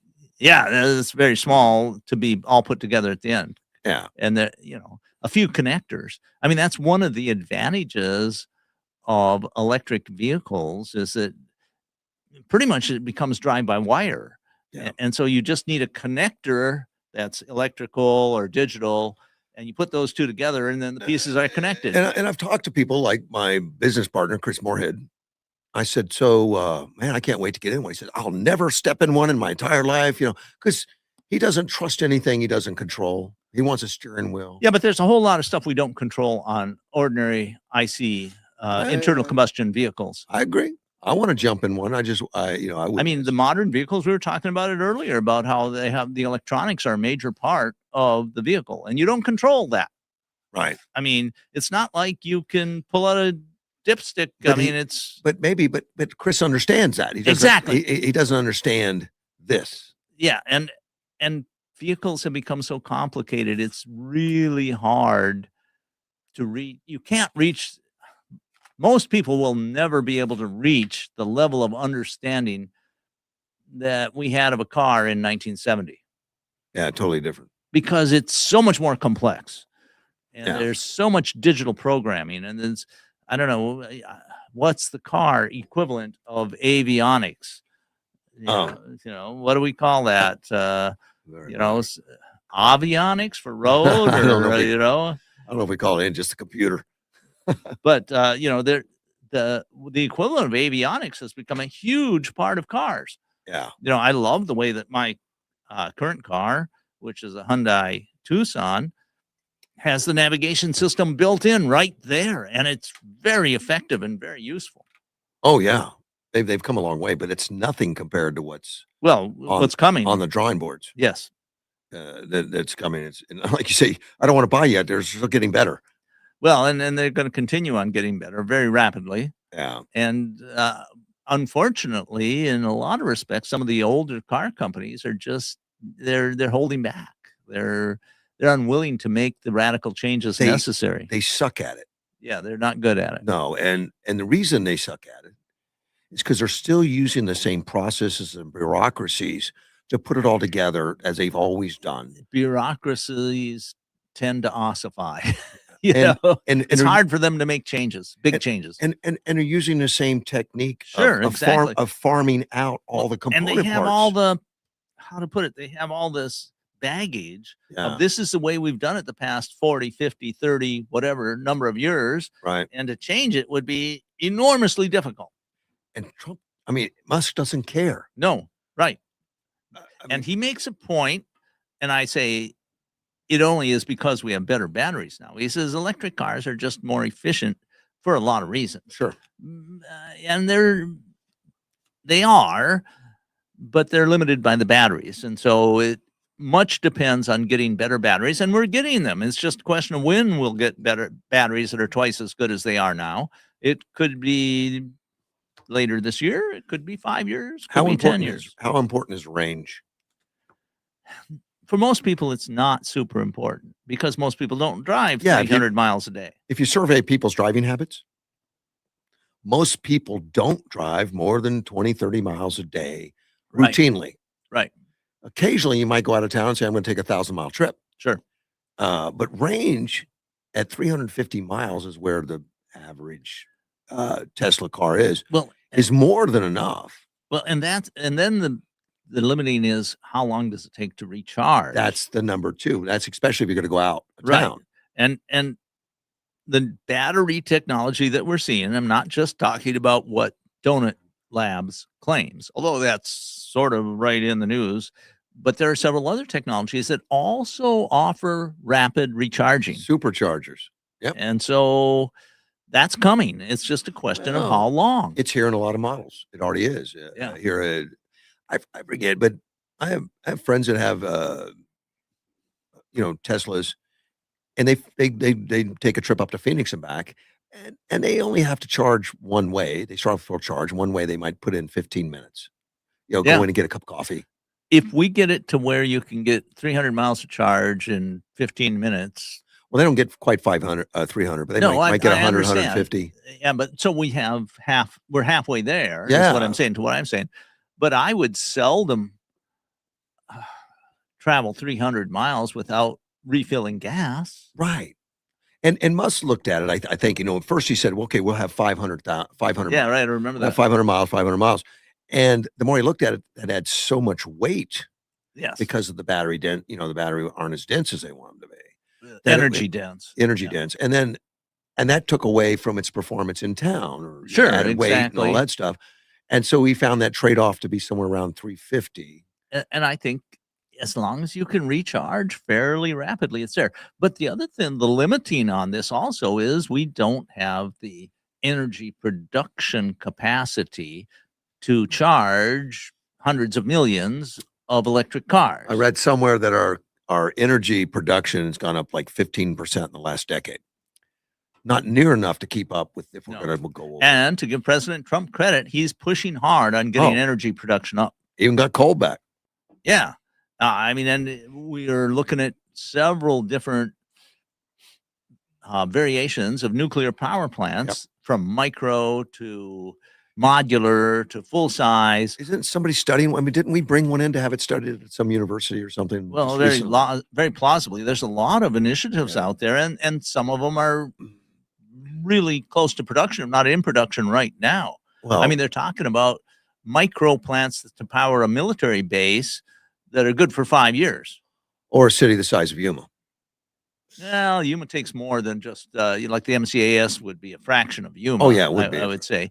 But yeah, but then you have modular ones, or you could put several micro ones. A distributed nuclear power production facility is so much safer for everybody. You don't have to worry so much about the grid going You down. said nuclear and safer in the same sentence. Most people don't think that way. Yeah, well, they've been misinformed. Well, it's based on the history. You got Chernobyl, 3 Mile Island. Yeah, the day Fukushima. after you got, Old designs, old technologies that has nothing to do with what's coming out now. That's true. I mean, a lot of the stuff right now is essentially self-contained. You send it back to the factory to be refurbished. Correct. You don't have to fuel it on site. And we have these initiatives that I mentioned before on nuclear fusion, not fission, which presents the possibility for even safer and cheaper energy production than fission does. Most people don't even know what that is, but Yeah. the reason they don't have it yet is because it's so complex. It's so hot. When you do that, you can't let it touch metal or anything. Right, but there's like now we got 2 or 3 approaches that look like they're all viable for producing more energy than you use, Well, and these people are seriously putting billions of dollars. I'm not talking about government money. I'm No. talking about private money. the way you contain it is not through, putting it in a box. It's magnets. Magnets are one of the biggest, most And that's the possible. hard thing And they then have. there's also what they call Mhm. momentum, and then there's So- lasers. So, So there's, so but the basic- magnets are probably the most likely contender to come out first. So basically, is energy sitting in a ball in the center, not touching anything because it's so hot. It's like Right. the surface of the sun hot, and the magnets are holding it all there Right. without it touching anything. Yeah, and there's even 2 or 3 different approaches to how to do that. But they just made some great steps forward on the Yes. magnets. Yes, they have. Because the magnets were a big problem on getting them to be uniform. Because if the magnet field is not strong in one area, it'll obviously leak out. In one Well, area. and what you had was the energy to run the magnets So it's more than took they were producing. huge amounts, and the small amount of Yeah. losses in an ordinary copper wire melt everything. I'm being simplistic, but what we found, and if you remember, I remember this research from about a decade ago. We started figuring out ways to have superconducting materials at less than right next to absolute zero. We've got superconducting materials that'll operate at the temperature level of liquid nitrogen. Right. That's still very But- cold. But that's hard to maintain too. Well, but that they're using that kind of technology for the magnetic fields in the fusion. Is that how they've done it? That's a large part from what So I you want to read. keep something at that cold But you can next do to it. something hot as the sun. Yeah. Oh yeah. Let's Uh, figure that out. I mean, put that on paper. Yes, I'd say that's a fair representation of what's going on, but it's so much less difficult than trying to do it when you needed liquid helium level temperatures. That 30, 40 degrees difference is a huge difference in practicality. But if they get it right, my understanding is the amount of injury it produces from just atoms is mind-boggling. Oh yeah. And can do that, but And there's you need the containment. a long ways up. We can go a long ways up, and then we have the other approach, which is Musk. He's not a big fan of fusion. Okay. Okay, he says, "Well, we got this big fusion reactor in the sky. All we have to do is use it." Yes. And Yes. And he's got ideas on that. he's saying, "Well, we put solar panels in orbit, Right. and we can get a lot more energy than we can ever get on Earth." And he's right. And the next thing he's talking about is building those on the moon. Yep. Because then you don't have to lift them from orbit. It's a long way to put a From cable, US. though. What? To put a power cable. Yeah, from the right. moon. So You- what he's talking about to make money is that they put artificial intelligence powered by these solar panels, and they send the massless knowledge, Right. information Right. back to the Earth, and we get the information without expending all the energy here. He was even talking about putting it in orbit. And then the neat thing is this AI is using so much energy, it creates a lot of heat. When you're in orbit, there's a lot of cold to keep that. It gets a little complicated. As an engineer, I'll tell you that vacuum bottles are there for a reason. You have to radiate. The way that you can get rid, there's basically 3 ways you can get rid of heat. Conduction, you're a metal plate touching something, you can pull heat away. Right. There's convection, a liquid or a gas can circulate, taking heat away. Like a radiator. And then you have radiation. Well, then space, the only way you really have is radiate. You have to radiate it away. Fortunately, on the dark side of solar panels, the space quote temperature is about, just a few degrees above absolute zero. So it can be pretty cold, but you still have to radiate it away, which takes some engineering, and they haven't completely got that engineered, but it's a process that's pretty well known. So I think they can do it. Musk is working on it. So Yeah. if he says it's a year, count on 10 and then it'll be there. Yeah, it might be. I mean, he's saying that they might have these almost self-sufficient city of manufacturing capability on the moon in a decade. Yes. I hear him, And I hope wanna he's see it. right. I want to see stuff going, and he's making enormous progress. They're making, Well, he's the United States is it's going. happening. They're on the books of going back to the moon, but it's not Musk. He has a contract for some of it. Yeah, but it's not the Starship, the big Starship. It's The first one. It's The a first. modified version of the Starship, is what I understand. And what they're looking at is they have to refuel in orbit because they can't bring up enough fuel to go to the moon, land on the moon, and come back. But if you refuel in orbit, where Yeah. you've already, But there's a competitor of Musk that's going to be taking the first trip around the moon for some reason, according to NASA. But NASA just cut back on their schedule by about a year. I mean, Musk is still on their payroll. He's right. still I mean, getting all but that. most of Musk's space money doesn't come from NASA. It's only about the latest I heard was only about 5% of their income comes. He from did NASA. originally. Oh yeah, of course. That was the original deal. Absolutely. That's how he got a startup, and it was a good program, which said we really need private competition in space because they do things better than us. But it didn't exist. It didn't exist, so the government said, "Well, we'll make some contracts and we'll have people compete for it." Yeah. And that's what Musk did, and he eventually won one, and that started SpaceX as a viable company, and they did it better than anybody else. They took huge risks. They almost failed a couple of times, came very, very close, but they managed to make it work. I have a listener that says we keep saying Trump, we mean Musk. I mean both of us. I didn't catch you doing. Did I I knew say- I oh. was. I know I was. He said, "What obsession with Trump?" Question mark. Could be. Maybe. They're both doing amazing things. Yeah. Trump in politics, And they're Musk back in being tech. friends. Yeah, I think they are. Yeah. I think that's correct. I was told they were never really enemies, but I don't know. Yeah, I kind of wondered about that. How much was put on for show? How much thought this will benefit both of us? I was told it was show from the start, and I was like, no way. It's too nasty. Yeah, It's a good I had show. my doubts right from the start. Right. Me too. But I don't know. Texas just went through a primary, and we'll talk about that briefly. But Jasmine Crockett didn't win. Right. Yeah, I heard that. She did James Tallarico, Democrat on the Democrat Right. side, won, and apparently he's an up and coming star. People are talking about him being president now. See, he's just A little premature, maybe. You think so? You think so? And also, Well, they don't have a big bench, though. I mean, they need somebody. Yeah. And then Senator Cornyn looks like he's going to have a runoff primary with Ken Paxton. That's been confirmed that it's going to happen. Yeah. I mean, they've got enough to vote in. Neither now. one of them got 50% plus. Both of them got less than I 50. don't know what the third candidate got. I hadn't seen that. I can't remember, 15 or something. I mean, it's enough that 12, he 15. might say, "Hey, look, I can run for a representative seat." Or It was not bad for him to get that kind of recognition. no, He's a first solid run, guy. Solid guy. Solid, exactly correct. And all three supported by Trump. Yeah. But no endorsements. And I don't know if one will come out now between Don't know. Cornyn and Paxton. And Cornyn had the lead on that, by the way.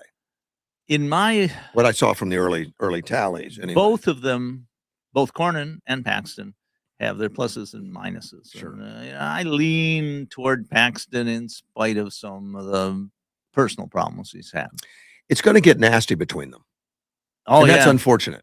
Yeah, I'm not really happy. I would have preferred somebody got 50%.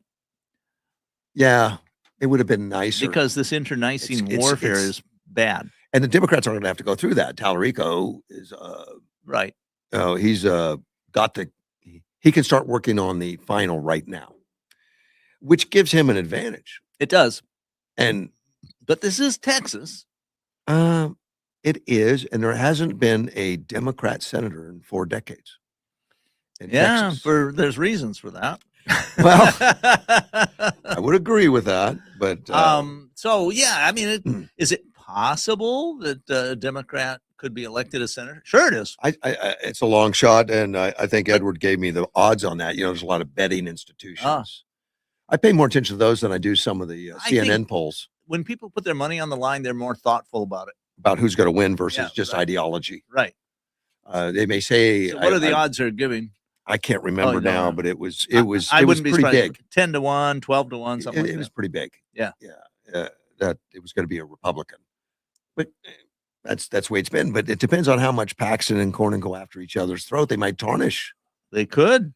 I think they could. And then when one loses, do they go together and say, "Good job, shake hands, I support you"? A good question. I remember that a primary for, I don't know, maybe it's AG here, I forget, in Arizona, where we had two very competitive. Yeah, it's happened a few times. And they really, really went after each other, and then the Democrat won. That happened with our current governor. Yes. Exactly right. She was the Democrat that won, and we had a real split in the Republican. Correct. That was unfortunate as heck. It was not good. And it just drives me crazy because it's so silly. But how do you avoid it? You have to have a real strong party that's willing to pick somebody and say, "We back you." But it's individuals, and you got to look at the individuals. It is. At how you're going to do it. It's your choice. Anybody who gets into this type of system has an ego. And yes, and you could say, "Look, I'm mad at Carrie Lake. I'm not going to vote for her," even if that means, the Satan himself wins. Yeah, I don't care. Yeah, and that's just hard for me to understand. Well, but that's fact. It is the way it has worked. It's just the way it is. You can't change it. And it isn't limited to Republicans, but I think Republicans are more susceptible to it in the past, particularly because they didn't have the discipline of the media on their side. Yep. Those are all changing too. Yeah, it's all changing. And where do people get their information now? Right. Total difference. It's changing all the time. And we saw it in the 2024 election. It was a huge factor in the 2024 election. And I watch these elections and I watch the people in them and I could sit there and say, "Oh my God, you're lying." Yeah. But that's the rules don't rule that out. Right. You can say pretty much whatever you want. That's freedom of speech. I mean, I'm hoping we get more limits on things like slander and libel and direct lies. And that's okay. But I'm very much against government controlling, the lies. Right. But we don't need a office of truth. No, but we have bounded liberty. There are things that are outside of liberty. You're not allowed to murder people. Well, yeah, but that's a civil thing, not a government. That's a government thing. Well, that's a government thing, but there's also civil things. Well, there are, but I'm saying we need to replace some of the bounds we had on what you could say, demonstrably false things that libeled or slandered somebody. That's a dangerous territory to walk into. You don't want the Supreme Court changed it all about 30, 40 years ago when they ruled that politicians or public figures essentially could be slandered unless you could prove it was malicious. Right. I think we need to go back to the previous system. I think I could agree with that. I think it's gone too far. It has. And because you see some politicians that openly, knowingly absolutely lie, but you can't pin them down and say it was malicious. Well, and it's harder with active politicians because they have special protections. Correct.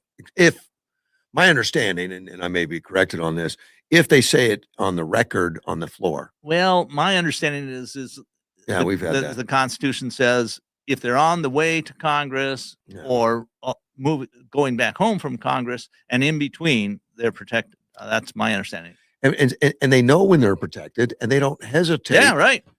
We can lie. Yeah. It's all fair in love and war. I think it's so. And there's serious disagreement about what is fact and what is not, too. There is some subjective as far as looking at something.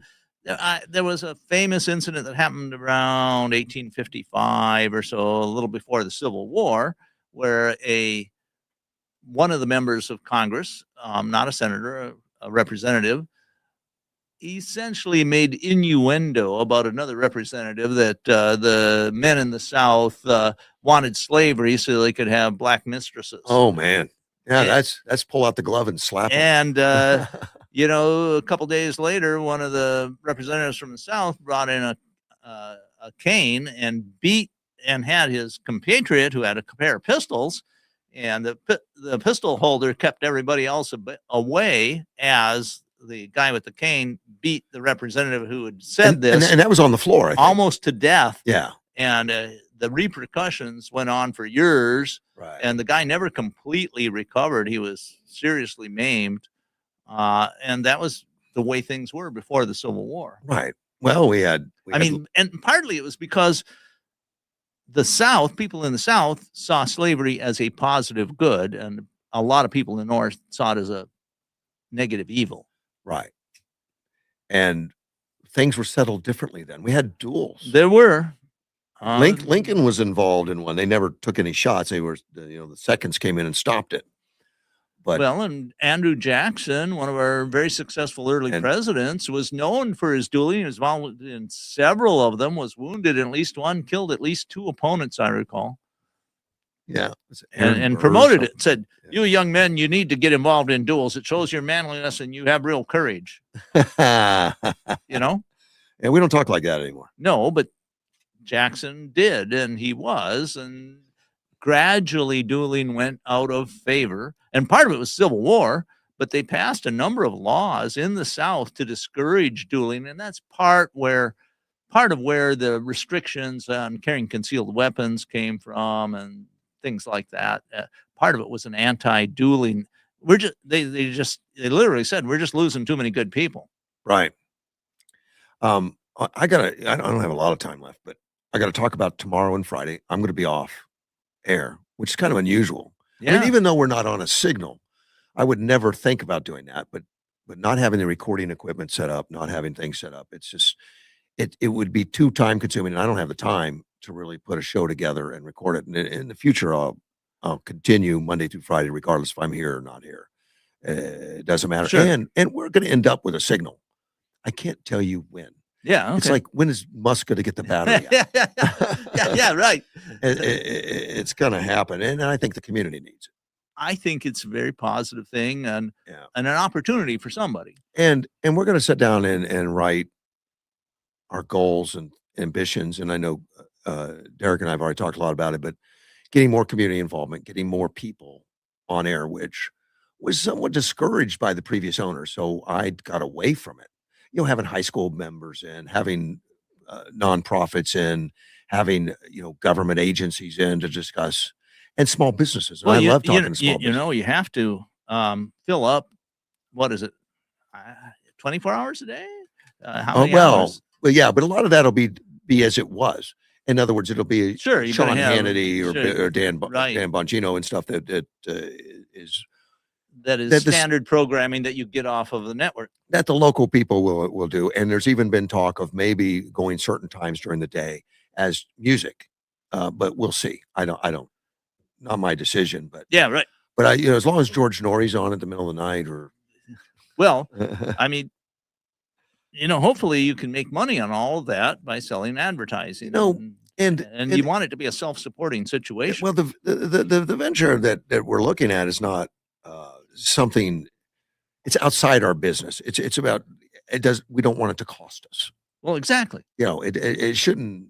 We shouldn't have to foot the whole bill because it's kind of expensive. So it would take some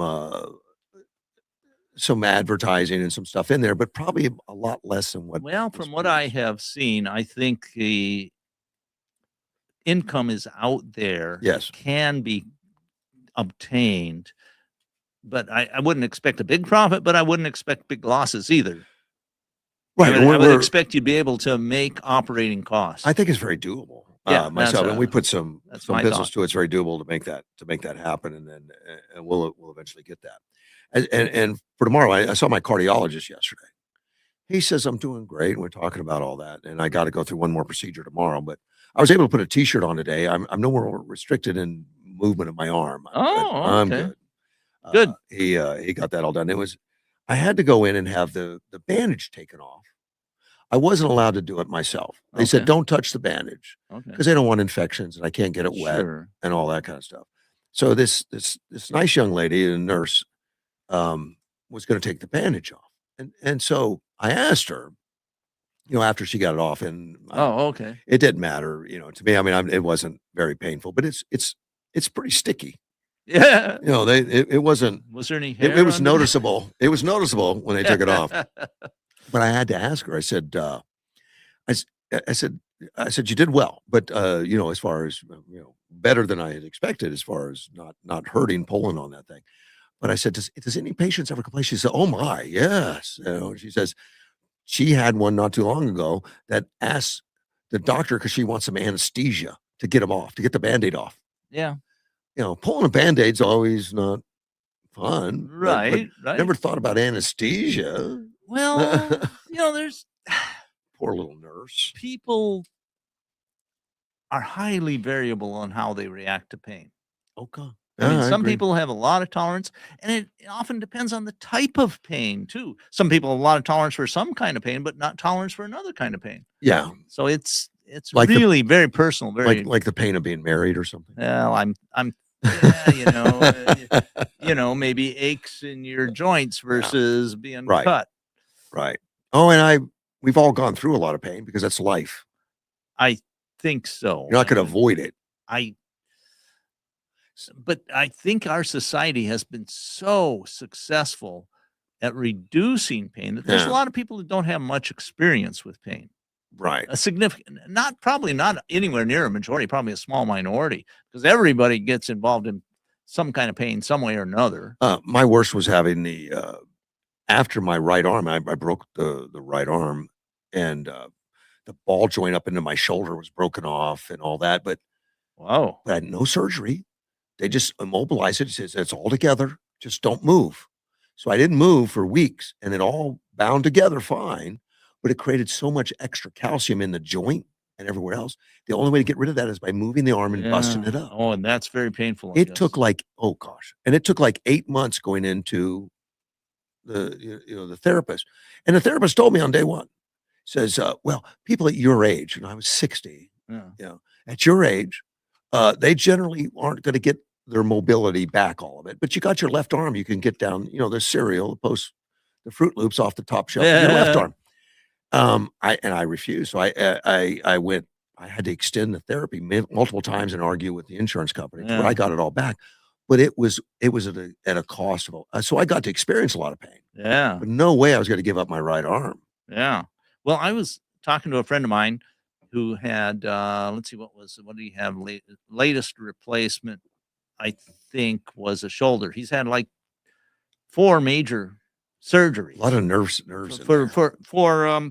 joints, Yeah, knees, and I think a yeah. hip and a shoulder, and I don't know, maybe it was the other hip. I don't know, but he said, and I said, my understanding is the advice. What you have to do is you have to use that joint. Yes, If you don't use it, you're going to lose it. So right. and then using it right after a surgery, and that's what they start you right away on these things, is painful.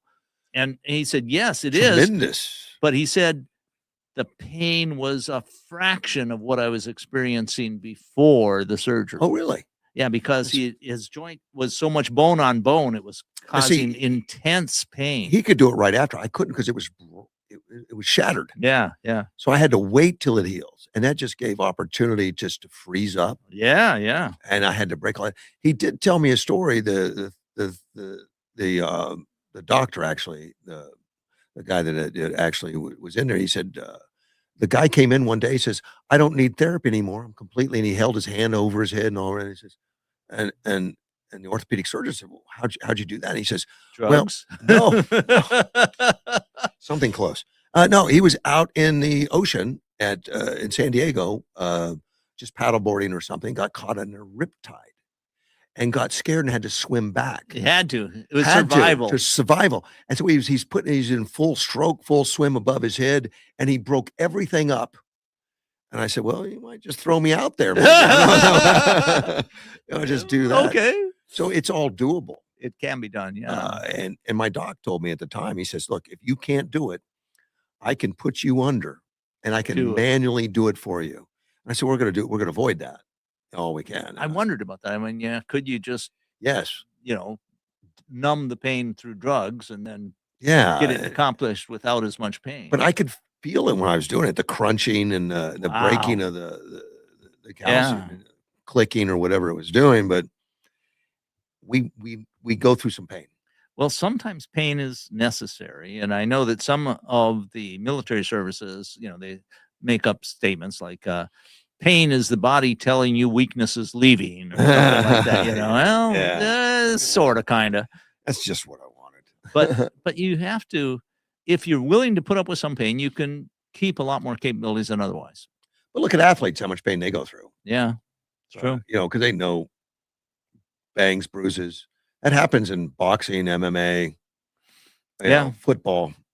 It's gonna happen. So it's a fact of life. And then they just hit the ice tub after the games. It's just Well, you can probably avoid a lot of that pain and still keep a lot of capability. you could become a writer.